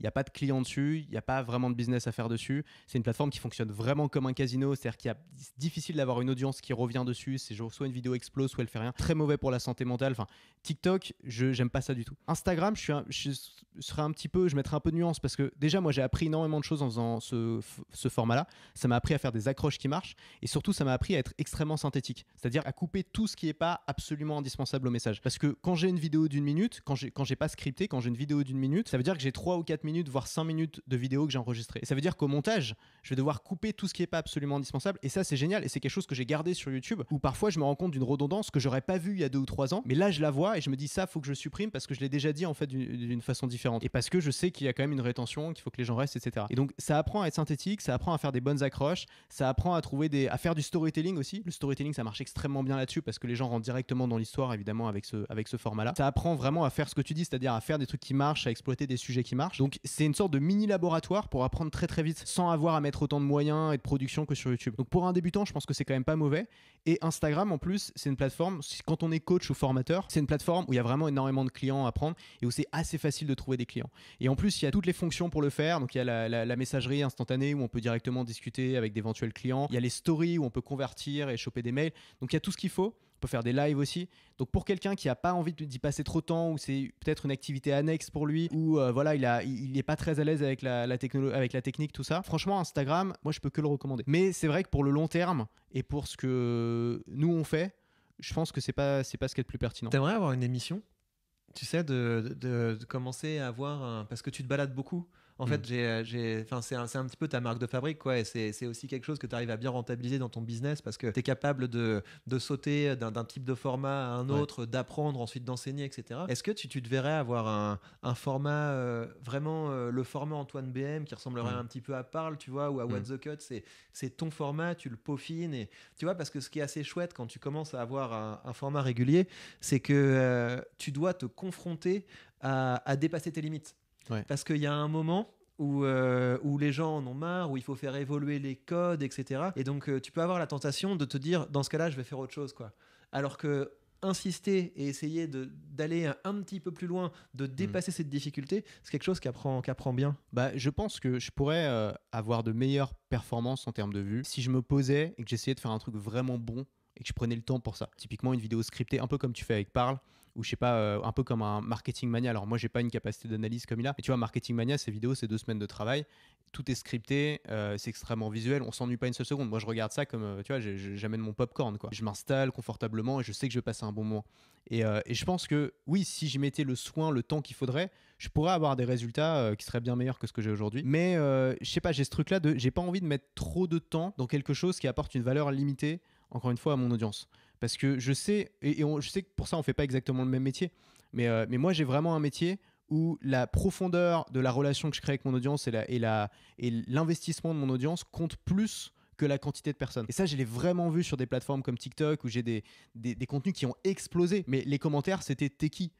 En fait, il y avait personne qui s'intéressait au sujet. Ouais. Et moi, ça m'a déprimé, tu vois. Ouais. Je me suis dit, mais c'est pas ça que j'ai envie de faire. Enfin, je pense pas être une personnalité publique au fond de moi, tu vois. Moi, j'aime bien travailler en famille, j'aime bien travailler en petits groupes, j'aime bien travailler avec des gens que je connais. C'est aussi pour ça que je suis revenu sur YouTube, parce que c'est une vraie communauté là-dessus. Par exemple, là, je me suis mis récemment à faire des lives sur YouTube. Ouais, ils sont cool. Tu vois, un live d'1h40 où je réponds aux questions des gens et tout. J'adore ça. Le truc, ça va faire, tu vois, ça va peut-être faire 5000, 10 000 vues maximum. Une fois qu'il sera bien installé, c'est pas grave parce que j'adore faire ça et je sais que ça en termes derrière aussi pour mon activité, c'est vraiment efficace de faire ça. Donc voilà, j'ai pas vraiment d'incentive si tu veux pour faire ça. Et moi je suis quelqu'un d'assez paresseux. Et donc quand je vois tout le travail qu'il y a derrière une vidéo de Marketing Mania ou même un Parle où il faut tout scripter, tu vois, scripter une vidéo de 15 minutes, c'est quand même beaucoup de travail, beaucoup d'écriture. Je sais d'avance en fait que ça va me saouler assez vite. Et donc j'ai pas, et surtout si ça marche pas, je vais arrêter parce que je vais me dire putain, j'ai tout ce travail pour rien, ça valait pas le coup, quoi. Donc voilà, j'ai peut-être pas l'incentive simplement pour faire ça, mais j'exclus pas peut-être d'essayer un jour ou de tenter ma chance. C'est un peu ce que j'ai essayé de faire en format short, hein. C'était des formats qui étaient écrits, c'est la première fois que j'écrivais des vidéos et j'ai eu pour certains de très bons résultats et c'était cool, mais voilà, ça m'a pas mené à ce dont j'avais vraiment besoin, quoi. Les vlogs, ça te manque ou c'est un truc tu vas y revenir ou t'en es où par rapport le aux problème vlogs des vlogs, c'est que ça me manque, j'en fais un et ça me manque plus du tout et je veux plus en faire pendant 6 mois, tu vois. Okay. Parce que c'est épuisant et je pense qu'il y a une fatigue en fait à vivre en méta comme ça. Ouais, et surtout le fait d'être trop intime avec son audience, le fait de trop montrer ce qui ressemble à sa vie privée. Je mets toujours une barrière, mais quand tu fais un vlog, tu peux pas t'empêcher de montrer des choses qui sont quand même privées. Plus tu montres de choses privées, plus tu as l'impression de perdre une partie de toi-même. Il y a un truc comme si tu le donnais au public et c'était plus à toi. Et j'en ai fait beaucoup à une époque, je faisais des vlogs tous les jours pendant 1 an et tout, et j'ai vu d'autres vlogueurs en faire beaucoup et finir une sorte de burn-out où ils ne pouvaient plus le faire. Par exemple, Casey Neistat, où vraiment il y arrivait plus, il en était incapable. Et moi, j'ai vécu un peu ça aussi et je comprends très bien du coup ce qu'ils ont vécu. Où en fait, tu t'as balancé tellement de trucs sur ta vie, t'en as dit tellement sur toi qu'au bout d'un moment, t'as l'impression que t'as plus rien, quoi. Il te reste plus rien. Et surtout, t'as l'impression de plus pouvoir vivre. Par exemple, moi, j'ai fait beaucoup de vlogs en voyage. Tu peux pas vivre ton voyage quand tu fais des vlogs tout le temps, surtout quand t'es pas tout seul. Parce que, en fait, dès que tu vis un moment intéressant, bah t'es obligé de le vloguer parce que tu dis ça serait dommage de pas l'avoir dans le vlog. C'est un peu pareil avec les stories et tout, c'est qu'il y a des gens qui postent tout en story et ils peuvent pas voir un beau coucher de soleil sans forcément dégainer le smartphone. Et en fait ça au début c'est amusant et très vite c'est fatigant. Et en plus là la relation avec ton audience, alors c'est génial hein, d'en faire de temps en temps parce que ton audience ça la rapproche de toi, etc. Et je vais continuer à en faire à l'occasion. Mais quand il y a des gens qui sont pas d'accord avec des trucs que tu as dit ou qui t'attaquent sur ces trucs-là, comme ils t'attaquent sur des choses qui sont assez personnelles, ça te met dans une sorte d'insécurité mentale que j'aime pas. Donc vlog de temps en temps pourquoi pas, mais revenir assez vite à un niveau où je mets quand même une barrière où je dis ok il y a des choses c'est ma vie, c'est mon opinion, c'est mon truc, ça me concerne et j'ai pas envie de le partager, et d'autres choses où ça c'est quelque chose que j'ai envie de partager avec mon audience, tu vois. Et tu sais ça fait longtemps que tu es dans le game, ça fait 10 ans 10 ans ouais.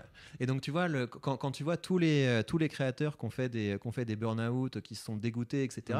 Toi tu as une espèce de constance dans le changement. Tu dirais que c'est pour ça que tu fais pas de burn-out, peut-être t'en as fait un, j'en sais pas, mais c'est parce que quand quelque chose commence à te saouler, tu t'embrayes sur autre chose ou il y a d'autres trucs? C'est parce que je suis extrêmement prudent à pas faire de burn-out. C'est-à-dire que j'ai vu tous ces gens, hein, dont des gens dont j'étais fan et tout, qui ont fait des burn-out, qui ont tout arrêté du jour au lendemain. Moi, j'ai pas envie parce que c'est ma passion, j'ai pas envie de griller ma passion, et j'ai pas envie parce que c'est mon business, j'ai pas envie de griller mes sources de revenus. Je me suis habitué à un lifestyle, j'ai envie de le garder. Donc il est pas question de faire un burn-out.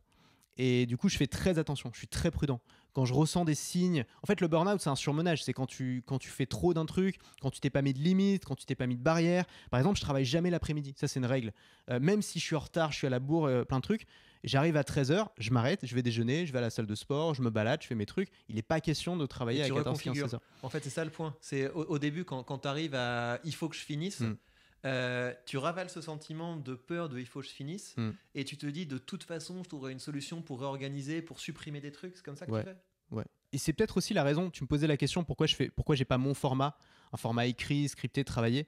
Peut-être aussi par peur d'une sorte d'inflation des attentes. C'est Antoine Daniel, c'est ça.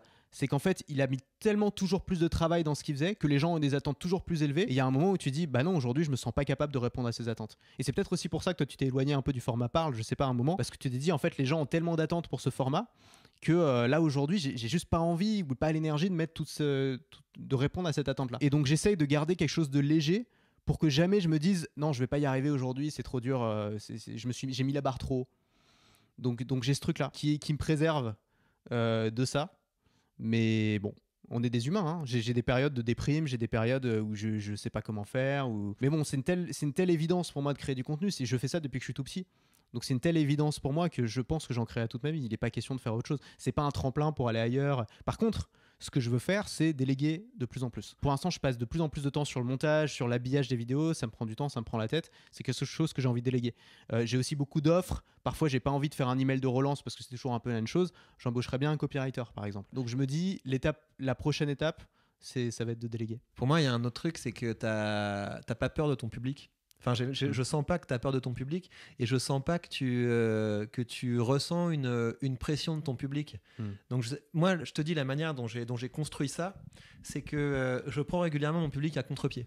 Ouais. Tu sais, c'est genre si mon public, par exemple, commence à se dire ouais c'est un droitard machin truc etc. Je vais faire un truc avec une bonne morale de gauche pour secouer un petit peu les trucs. Et sinon j'hésite pas à faire un truc qui a rien à voir avec ce que je fais habituellement. Là je pense que j'ai choqué beaucoup de monde autour de Noël parce que j'ai fait un Hot Ones avec ma sœur que j'ai publié sur la chaîne principale. Et ça les gens doivent se dire mais pourquoi il fait ça, enfin ça a rien à voir avec ce qu'il fait habituellement. Je me force à faire ça, tu vois, justement pour pas arriver à ce stade où je me dis je me retiens de faire quelque chose parce que j'ai peur de la réaction des gens. Toi, comment tu te places par rapport à ton public?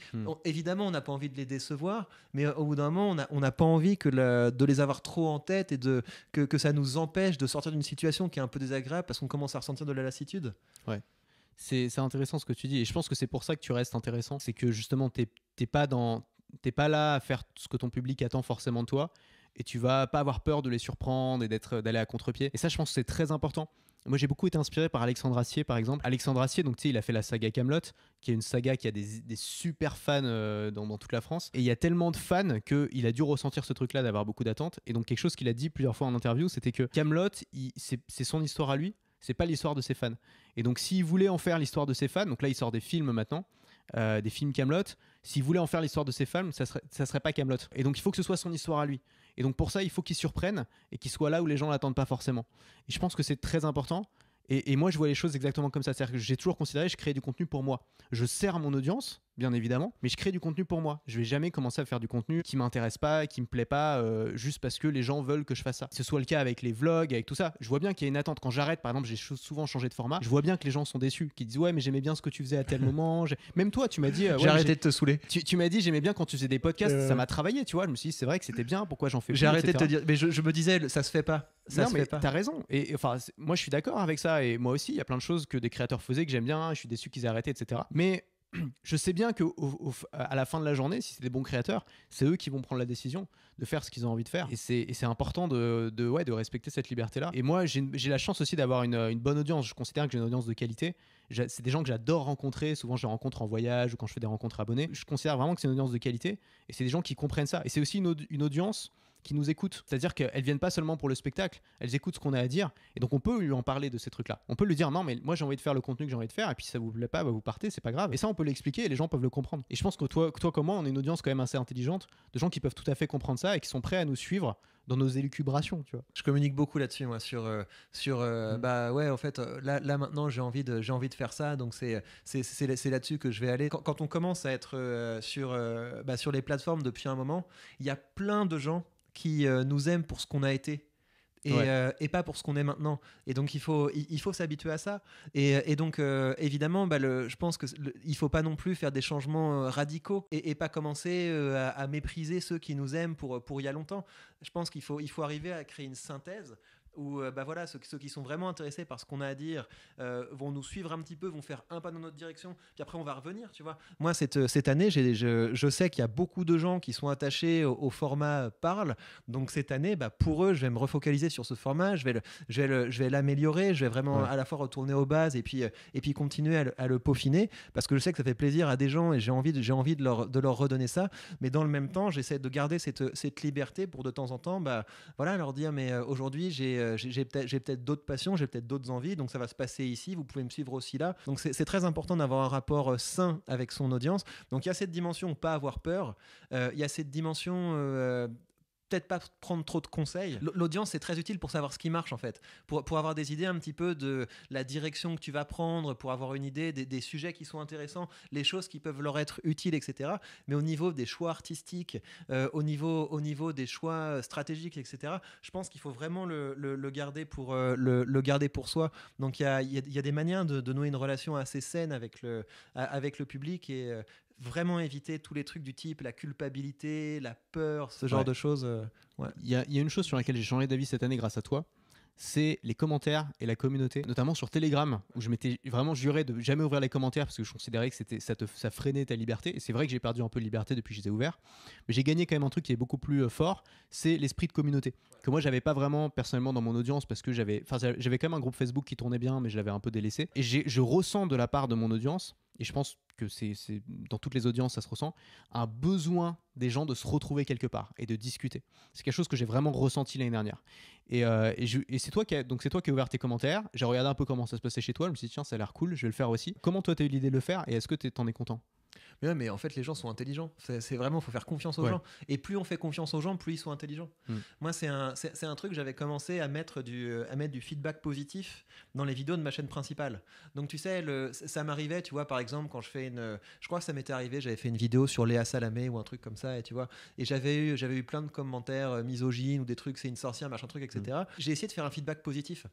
Tu sais, donc de dire un truc du type putain les gars, la dernière fois on a abordé un sujet qui était polémique et il y a genre 95% d'entre vous qui se sont bien tenus et tout, ça m'a fait plaisir. Et donc en fait la plupart des gens quand on leur donne la parole, ils sont constructifs. Et voilà, on a tendance à C'est ton accorder... côté ancien prof peut-être ça, non? Mais oui, absolument. Exactement. Quand tu donnes un cours, quand tu donnes une formation, tu as toujours 2-3 personnes qui sont dans la salle et qui vont me défier, tu vois, Ouais. qui vont te regarder comme ça. Et l'erreur, c'est de leur accorder trop d'attention. Il faut accorder de l'attention et de la sympathie et de la bienveillance à l'immense majorité de gens qui sont sympas et qui sont là pour de bonnes raisons. Donc moi, voilà, je traîne une caravane de trolls, de gens qui m'aiment pas, etc. Mais ils vont se faire foutre. Ouais. Moi, ce qui est important pour moi, c'est les gens qui aiment bien ce que je fais. Ces gens-là, j'écoute leur point de vue, leur feedback, bah voilà, ça me tient à cœur. Et pas seulement ça. C'est des gens que j'ai envie de porter. Moi, tu sais, j'ai créé un format sur la deuxième chaîne qui s'appelle le tremplin des créateurs. Et donc, c'est un peu ce que tu fais en allant interviewer tes clients, etc. Et pour moi, ça, c'est fondamental. Dans nos audiences, il y a des gens qui font des trucs super intéressants, il y a des gens qui sont extrêmement motivés. Et là, on est à un stade où, quand on fait un format où on met ces gens en avant, ça marche. Et donc, je vais continuer à faire ce format, le tremplin des créateurs. C'est juste, je fais une annonce en disant, voilà, je vais faire un live. Et ceux qui ont envie de venir présenter leur truc, je leur offre cette possibilité d'avoir une interview avec moi, une discussion avec moi. C'est vachement bien. Donc vraiment, ça devient chouette quand la relation avec l'audience devient vraiment quelque chose comme un échange. Et c'est aussi comme ça qu'on ne devient pas un gourou, tu vois, parce que le gourou, c'est une relation qui est complètement unilatérale. Ouais. Et puis tu les exploites, tu les presses jusqu'au bout. Ouais. Alors que l'objectif, c'est d'être un vrai pédagogue. Et puis le pédagogue, s'il a bien fait son travail, il est suivi par des gens qui deviennent de plus en plus compétents, de plus en plus bienveillants. Et donc c'est génial. Au bout d'un moment, ta communauté, c'est une super source d'inspiration. Ouais, je suis complètement d'accord. Et sur la bienveillance, moi, c'est un truc aussi, j'ai envie d'avoir plus de bienveillance dans mes contenus par rapport à avant, tu vois. Parce que j'ai cette communauté et que je la vois maintenant, qu'elle est là, qu'elle est présente. Et en fait, je vois dans cette communauté tous les profils différents qu'il y a. Et avant, je me permettre d'être blessant envers certains de ces profils. Typiquement, il y a un nouveau truc qui sort, les NFT, tout le monde en parle. Moi, je pense que c'est de la merde. Et je veux dire, tous les gens qui achètent des NFT sont des pigeons, tu vois. Et en fait, je me rends compte qu'il y a un quart de mon audience, ils sont à fond derrière. Et donc, je viens de les insulter. Et en fait, le fait de les voir, je vais quand même dire que c'est de la merde, les NFT. Mais je vais pas accuser les mecs qui en achètent. Je vais essayer de me mettre à leur place. Et je vais essayer peut-être de les guider vers autre chose. ou de leur expliquer pourquoi moi je suis pas d'accord, tu vois, mais tout en les respectant. Et le fait de voir cette communauté, de voir cette audience, ça m'aide aussi à davantage respecter les gens individuellement et à me dire, mais ah ouais, mais en fait, il y a des mamies, il y a des petits jeunes, il y a des mecs de droite, des mecs de gauche, il y a de tout en fait dans mon audience. Et donc, j'ai pas envie, si tu veux, de les braquer parce que si je les avais en face de moi, je serais civilisé, quoi. Je le ferais pas. Donc moi, m'emmène aussi plus dans cette direction. Absolument. Tu peux plus te permettre de faire des grosses généralités quand tu as exactement. des individus en face de toi. C'est très bien. Après, ce qui est difficile, c'est que évidemment, faire des points de vue tranchés, c'est aussi du contenu qui fonctionne. Et donc, il faut la manière, en fait, c'est d'arriver à mettre un peu d'humour, un peu de distance. Et moi, je sais que par exemple sur ma chaîne business, j'ai beaucoup trollé les gens qui étaient dans les cryptos. En fait, il y en a qui continuent de me suivre. Ouais. Pourquoi ? Parce que de temps en temps, je corrige. Je dis non mais les gars, je vous aime bien quoi. C'est juste. Enfin voilà, il faut pas hésiter à avoir. C'est comme avec des amis, tu vois. Ouais. Avec des amis, de temps en temps, tu vas te taquiner. D'ailleurs, on passe beaucoup de temps à se taquiner entre amis. Avec la communauté, ça peut être pareil, mais ça suppose d'avoir une relation sur le long terme. Ouais. Et effectivement, quand tu dis un truc qui est un peu tranché, bah, tu vas braquer des gens qui vont se dire c'est un con pour la vie, et puis les gens qui sont un petit peu supérieurs vont se dire bah sur ce point-là on n'est pas d'accord, mais en fait on peut quand même s'entendre sur d'autres points, et c'est enrichissant. Ouais, c'est quelque chose qui est très appréciable avec une audience, c'est de savoir qu'on est en désaccord sur certains sujets, mais on s'aime bien quand même, quoi, et on continue à bosser ensemble. Ok, top. Qu'est-ce qui te motive le plus aujourd'hui ? Il y a plein de trucs en fait qui me motivent. C'est difficile. J'arrive en fait à varier entre les choses qui me motivent vraiment. Un truc qui me motive vraiment là, qui me donne le plus de plaisir, c'est la co-création. Ouais. Donc ça j'aime beaucoup en ce moment le fait de créer des formats avec d'autres personnes. J'aimerais bien faire un truc un peu l'équivalent du Masque et la Plume. Enfin je sais pas si ça te parle, tu sais, c'est une émission de France Inter où ils débriefent les films et les livres. Ouais. J'aimerais créer ça sur la chaîne secondaire, tu sais, vraiment se faire un format où je lance à mon public, bon écoutez, à partir de maintenant on prend un mois et on lit tel bouquin et on se retrouve ensemble pour en discuter. Ce genre de choses, ça me motive beaucoup. Et sinon, mon objectif pour cette année, ça c'est plus au niveau personnel. J'ai envie de prendre du plaisir à faire un format Parle qui cartonne. Parce que je l'ai un peu trop délaissé l'année dernière, parce que j'ai eu besoin d'explorer d'autres choses. Et là, j'ai envie de me recentrer là-dessus et de le faire cartonner. Parce que, encore une fois, les fois où j'ai pris le plus de plaisir au plan professionnel, c'est quand j'ai été capable de faire décoller une vidéo sur un sujet qui me tenait vraiment à cœur. Quand tu as une œuvre comme ça qui commence à être vue par des centaines de milliers de personnes, parfois par des millions de personnes, c'est génial. Et c'est après ça que je cours. Tu te fixes des objectifs ou des bonnes résolutions pour la nouvelle année ou tu t'en fous ?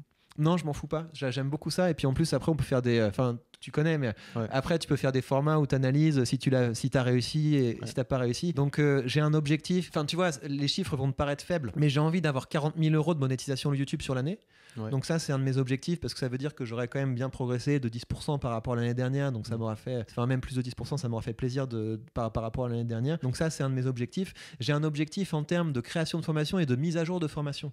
Ça, c'est un truc que j'aime bien faire, c'est que quand je crée une formation, que les gens aient l'impression de... Enfin, c'est pas l'impression, c'est qu'ils sentent que la formation évolue avec eux et évolue avec moi. Donc, j'aime bien que quand les gens achètent une formation, ils font aussi un pari sur le fait que moi, je vais être capable de progresser et donc après de mettre à jour les contenus.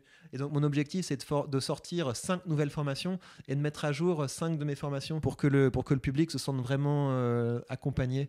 Et voilà, donc c'est surtout ça. C'est garder le rythme sur le format Parle, donc faire rentrer de l'argent.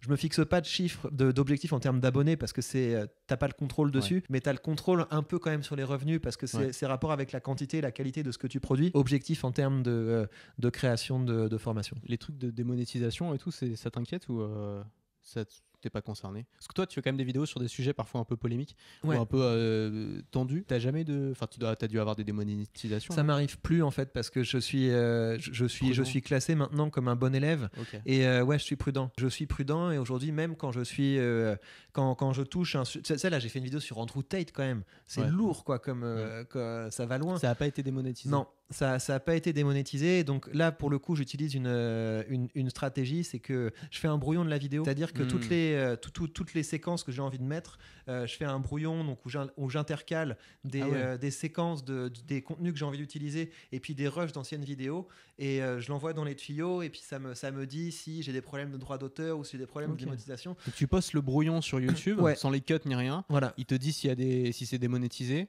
Ouais. Et donc quand tu postes la vidéo finale, tu supprimes. Il te dit pourquoi c'est démonétisé ou Non. pas? Tu sais pas C'est en fait, embêtant, mais tu sais quand tu as un problème de copyright, donc telle séquence pose problème. Ah oui, c'est surtout ça. Ouais. Pour la démonétisation, non, c'est chaud, faut essayer qu'on de. peut plus dire d'insultes ou on peut plus dire putain ou des trucs comme ça. T'as un truc au début de la vidéo, il regarde les premières secondes de la vidéo et s'il voit que t'as des gros mots, ça marche pas. Ou alors si c'est récurrent, là il démonétise. Philosophiquement, t'en penses quoi? Tu penses que c'est une forme de censure ou c'est la loi du marché et t'as pas de problème avec ça? Je sais pas, tu sais, quand tu fais de la rhétorique, tu sais qu'une même idée, tu peux l'exprimer de plein de manières différentes. Tu peux l'exprimer d'une manière qui va être vulgaire, tu peux l'exprimer d'une manière qui va être choquante, mais tu peux aussi faire un choix de l'exprimer sans te trahir et sans te censurer, d'une manière qui va être peut-être plus respectueuse de la sensibilité du public. Ouais. Donc, si tu veux, c'est très rare que je me donne l'impression que j'ai l'impression de m'auto-censurer pour me conformer avec les critères de la monétisation YouTube, mais je suis pas un gros rebelle non plus, tu vois. Je suis un bourgeois, je suis un père de famille. Je suis pas un gros punk anti-système, quoi. Tu vis en Normandie, dans une petite ville. Ouais. Pourquoi t'étais en Belgique avant, c'est ça, à Bruxelles? C'est quand même un gros changement de vie, j'imagine. À part la météo qui change pas beaucoup. Pourquoi t'es venu ici et pas ailleurs? J'aime beaucoup le coin, donc j'aime beaucoup le côté t'es à la campagne, t'es près de la mer. Ça j'aime beaucoup, j'adore côté campagne plus mer, c'est un truc qui est génial. Il y a plein de clichés sur cette région, donc il n'y a pas beaucoup de monde qui vient, sauf en été où c'est quand même full, où là tu as vraiment beaucoup de monde, donc ça veut dire que c'est vivable, c'est respirable, parce que j'aime bien la terre, donc j'ai envie de me former à faire ma propre bouffe, donc j'ai un peu de terrain pour pouvoir commencer à planter. Je pense que je mettrais ça sur ma chaîne business, tu vois, le côté tu peux faire des passerelles entre faire pousser des pommes de terre et collecter des dividendes, donc trouver une manière de faire ça, donc j'ai envie d'apprendre à faire ça. Sinon, je pense que quand les enfants seront ados, je reviendrai vers Bruxelles parce que j'ai encore des attaches à Bruxelles. Donc je reste entre la France et la Belgique. Mais voilà, je pense que pour que les enfants grandissent, c'est super d'être là. Non, ça fait plaisir, tu vois. Et la terre, c'est un loisir manuel? Ouais. Ou c'est un truc de survivaliste? Je suis pas vraiment survivaliste, tu sais, j'ai pas de... T'as pas un bunker dans le jardin? Non, je suis assez optimiste. On en avait parlé la dernière fois, hein, mais j'ai pas changé. Tu penses que le monde s'améliore? Parce que apparemment, les gens ont jamais été aussi pessimistes que à notre époque, depuis que c'est enregistré, genre depuis un siècle, même pendant les guerres mondiales, les gens étaient plus optimistes qu'aujourd'hui. Toi, tu restes optimiste malgré tout? Ouais, à fond, j'ai jamais été aussi optimiste. Enfin, tu sais, mais ça, c'est une compétence, on en avait parlé. Qu'est-ce qui va pas? Pourquoi les gens sont si malheureux et déprimés alors? Parce qu'ils ont un manque de contrôle. Parce qu'ils ont un manque de contrôle sur leur vie, parce que les contenus anxiogènes sont les contenus qui fonctionnent le mieux, et ça crée... la plupart des gens ont l'impression de se prendre claque sur claque par des gens sur lesquels ils n'ont aucun contrôle, donc c'est terrible. Évidemment qu'ils sont déprimés. Par contre, je pense que quand tu es entrepreneur, tu n'as pas le droit. Quand tu commences à être entrepreneur, tu n'as pas le droit. Et en plus, si tu commences à être pessimiste, ça va se ressentir sur ton chiffre, quoi. Parce que si tu commences à flipper de l'avenir, tu t'investis plus, tu te formes plus. Franchement, ça ira. Ayez pas peur. N'ayez pas peur. Il ne faut pas avoir peur. Moi, je suis optimiste de base, mais j'avoue que je suis très sensible à l'actualité, par exemple. Donc, je me coupe de l'actualité parce que c'est vraiment la décision qui m'a fait le plus de bien mentalement, c'est me couper de l'actualité et de me supprimer mon compte Twitter. C'est vraiment les deux décisions. Parce qu'il y a tellement de bêtises, il y a tellement de polémiques sur des trucs idiots. Genre là, ce matin, j'étais même pas sur Twitter, hein, mais juste ça a popé à moi, je sais même pas comment. Il y avait une polémique sur le fait que M&M's, ces nouveaux personnages, ils ont mis des femmes pour être féministes et du coup ça fait polémique. Et je me dis, mais pourquoi cette information arrive jusqu'à mon cerveau alors que je pourrais être en train de lire des livres passionnants? Et moi ça cause de la déprime, du pessimisme. Et moi, je le vis très mal, le pessimisme, parce que je suis quelqu'un de plutôt optimiste de base. Toi, tu arrives à être hermétique à ça? Ouais, de plus en plus rapidement. De plus en plus rapidement, j'arrive à me dire, mais je m'en fous en fait. C'est à arrêter. Et tu vois, c'est tellement. T'as tellement pas de contrôle sur ce genre de débilité. Donc, si t'as une conscience sociale, tu vois, parce que t'as le droit d'avoir une conscience sociale, moi j'en ai une. Je suis un peu collectiviste, tu vois. Et donc, qu'est-ce que tu fais? Tu travailles dur pour gagner de l'argent et après pour donner cet argent aux causes qui te tiennent à cœur. C'est comme ça que tu y arrives. Tu vois, là quand même, je dirais que. tu peux être entrepreneur et te bullshiter en te disant ouais mais j'apporte de la valeur, etc. Il y a quand même des moments où tu peux faire des choix qui sont plus éthiques que d'autres. Et je pense que le fait de, tu vois, l'éthique c'est quand c'est un coût, et quand on crée du contenu, quand on crée des formations, etc. Ça rapporte. Donc on apporte de la valeur mais ça rapporte. Et donc je pense que c'est important d'intégrer quand même dans son business des choses qui ont un coût. Donc ça peut être de s'investir dans la vie associative, ça peut être de faire des dons aux causes qui nous tiennent à cœur.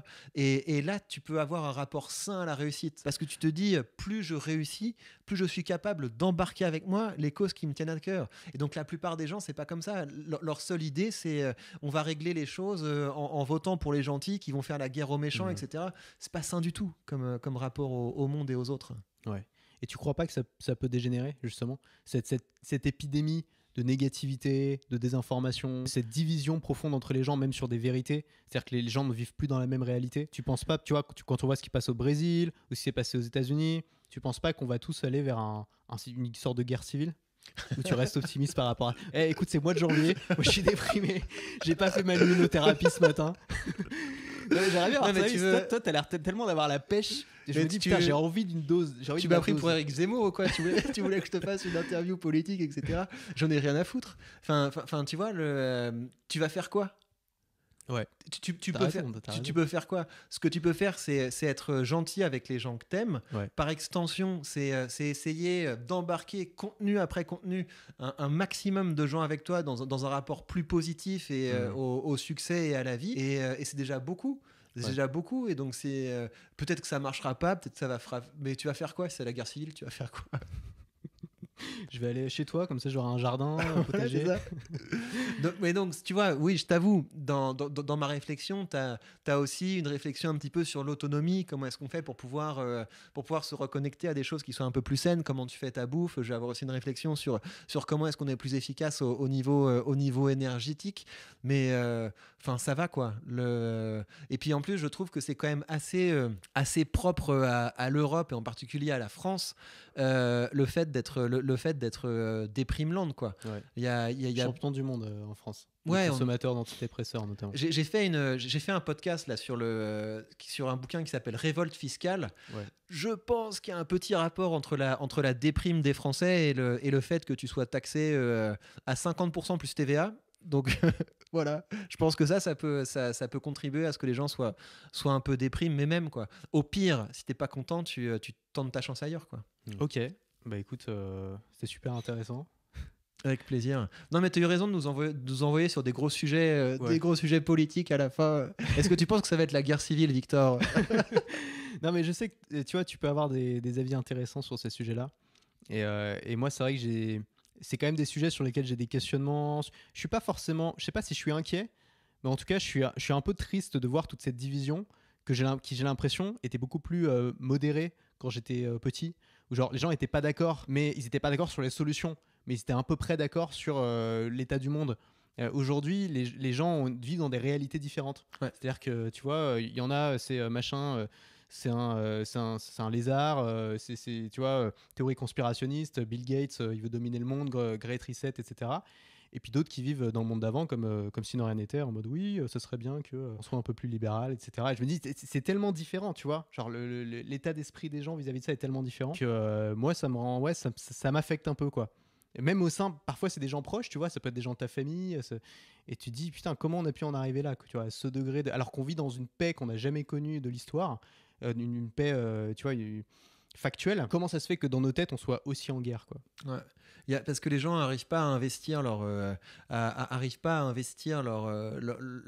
pessimisme, leur colère, enfin les passions tristes qu'on a dans quelque chose qui leur permet de donner du sens. En fait, t'as pas le temps de te déprimer et d'être pessimiste quand t'es en train de travailler sur des choses cool, de te développer, de progresser. Voilà, mais là il y a plein de gens qui sont peut-être tellement embarqués dans une routine de merde, dans un travail qui est nul, avec les prix qui augmentent, etc. Donc évidemment que pour eux, leur seul espoir, c'est qu'il y ait une espèce d'effondrement ou de retournement total. Ça n'arrivera pas. Ce qui arrive et ce qui marche, c'est que quand tu commences à travailler un petit peu, petit pas par petit pas, tu commences comme ça à t'extraire d'une mauvaise situation. Et je pense que notre objectif, et tu vois, pour moi, moi, ce qui me fait le plus peur, c'est le fait que les gens qui font notre travail, donc les gens qui sont entrepreneurs, influenceurs, créateurs de contenu, que ça rapporte autant de leur taper sur la gueule. Parce que c'est ça, si tu veux, les contenus qui marchent, c'est je fais une vidéo pour dénoncer le business de machin, je fais une vidéo pour dire que machin, c'est un arnaqueur, etc. Tu as presque autant de revenus en créant qu'en critiquant celui qui a critiqué, qui a créé. Tu vois, pour moi, c'est ça le problème. C'est que là, tu as une espèce de caillou dans le mécanisme de l'ascension sociale qui est problématique. Si tu as autant de mérite, autant de revenus à te foutre de la gueule de ceux qui essaient et qui a essayé, il y a un problème. Donc moi, je pense que là-dessus, on a un gros travail à faire. Il faut que les gens qui sont dans un parcours pour réussir dans n'importe quel domaine passent plus de temps à partager les secrets de leur réussite que perdre du temps avec des conneries. Après, moi, je diverge un peu là-dessus parce que je pense qu'il y a des gens qui réussissent très bien, mais qui font de la merde, tu vois, qui sont malhonnêtes, qui trichent, etc. Et le fait qu'il y a la loi d'un côté, ils sont pas toujours inquiétés par la loi, mais le fait qu'il y ait une correction naturelle dans le marché de l'information, qui est que comme ils font de la merde, il y a des gens qui vont les dénoncer parce que c'est intéressant pour eux, ça leur fait de la visibilité, etc. Moi, je trouve ça assez naturel finalement, tu vois. C'est les gens qui font peu de merde ont quand même moins de casseroles derrière eux. Et je me dis, tu vois, moi en tant qu'entrepreneur, je sais qu'il y a plein de trucs que je pourrais faire qui seraient complètement malhonnêtes mais qui me permettraient de gagner plus d'argent à court terme, mais je le fais pas parce que je me dis les gens ils sont pas idiots, ils vont le voir, il y a des mecs qui vont me balancer et j'ai quand même une image à tenir, tu vois, et j'ai pas envie de ternir cette image, et ça me permet aussi de rester dans mes bottes et de faire mon boulot honnêtement. Mais si peut-être que si j'avais pas du tout cette menace là parce que les gens avaient peur de m'attaquer par exemple, peut-être que j'en aurais rien à foutre, tu vois. Donc je me dis, cette correction finalement naturelle, il y a une libre circulation de l'information, il y a des gens qui vont vouloir te critiquer, parfois à tort, parfois à raison, mais quand même plus tu fais de merde globalement, plus tu vas avoir de gens qui te critiquent, ça me paraît sain quelque part. La peur, c'est pas un bon moteur de l'éthique. C'est la vision qui est un bon moteur de l'éthique. C'est je le fais pas parce que c'est pas aligné avec ce que j'ai envie de faire. Après oui, effectivement. Oui, mais si demain tu dis ok, tout le monde peut tricher et personne ne le saura jamais, il vous arrivera rien. Il y a quand même 90% des gens qui trichent, tu vois. Si tu dis avec tes impôts, tu peux ne plus du tout payer d'impôts en faisant un truc qui est illégal, mais personne ne le saura jamais, c'est impossible. 90% des gens le font. Et moi, je le fais probablement aussi, tu vois. Parce que on n'est pas, tu vois, on est des créatures sociales. Nous, tout ce qu'on veut, c'est avoir notre place dans le groupe. C'est être apprécié, être respecté par les autres et ne pas être menacé. C'est pour ça qu'on fait les choses. Évidemment qu'il y a une éthique, il y a des choses qu'on fait, même si personne ne le voit, qui sont positives. Bien évidemment, tu vois, je dis pas le contraire. Mais on est quand même principalement, je pense, drivé par notre place dans le groupe, quoi. Le fait que si tu mets un truc pour que les gens ne payent pas leurs impôts, 90% des gens le feraient, c'est parce qu'on paye trop d'impôts. C'est autre chose. Par contre, je pense que tu as plein de choses où si c'était possible, tu vois, moi, tu me dis, aujourd'hui, tu vas faire plein de vues en te mettant en maillot de bain sur TikTok, je le fais pas. Tu vois, Et pour ton image. Oui, parce que c'est pas ce que j'ai envie de faire. À un moment, il y a le sens et la vision qui est quelque chose qui est très important. Et par ailleurs, si tu veux, ok, c'est bien qu'il y ait des espèces des gens qui giclent du marché parce qu'ils se sont mal comportés, etc. Mais si tu veux, le nombre de gens qui viennent pour consommer ces contenus et qui après vont être toujours plus en demande de drama, toujours plus en demande d'indignation, bah, c'est quand même des gens, ces contenus-là ne leur rendent pas service. Ouais. Nous, ça nous rend service qu'il y ait les margoulins qui dégagent du marché. Ouais. Mais pour le public, c'est pas bien. C'est pas bien parce que c'est des gens qui, à la fin de la journée, ils sont toujours sur leur canapé et ils se disent ouais, heureusement que j'entreprends pas parce que les entrepreneurs, c'est tous des arnaqueurs. Bah, si tu consommes que de l'indignation et que tu l'utilises pour justifier tout ce que tu n'entreprends pas, c'est sûr que c'est pas sain, quoi. Après, moi, je regarde pas mal de ce genre de contenu, justement pour me dire, tiens, bah regarde, il s'est fait attaquer par rapport à ça, fais jamais ça. Tu vois, ça m'aide un petit peu à faire un business. Mais je pense que c'est pour ça d'ailleurs que la plupart des gens cliquent. Hein.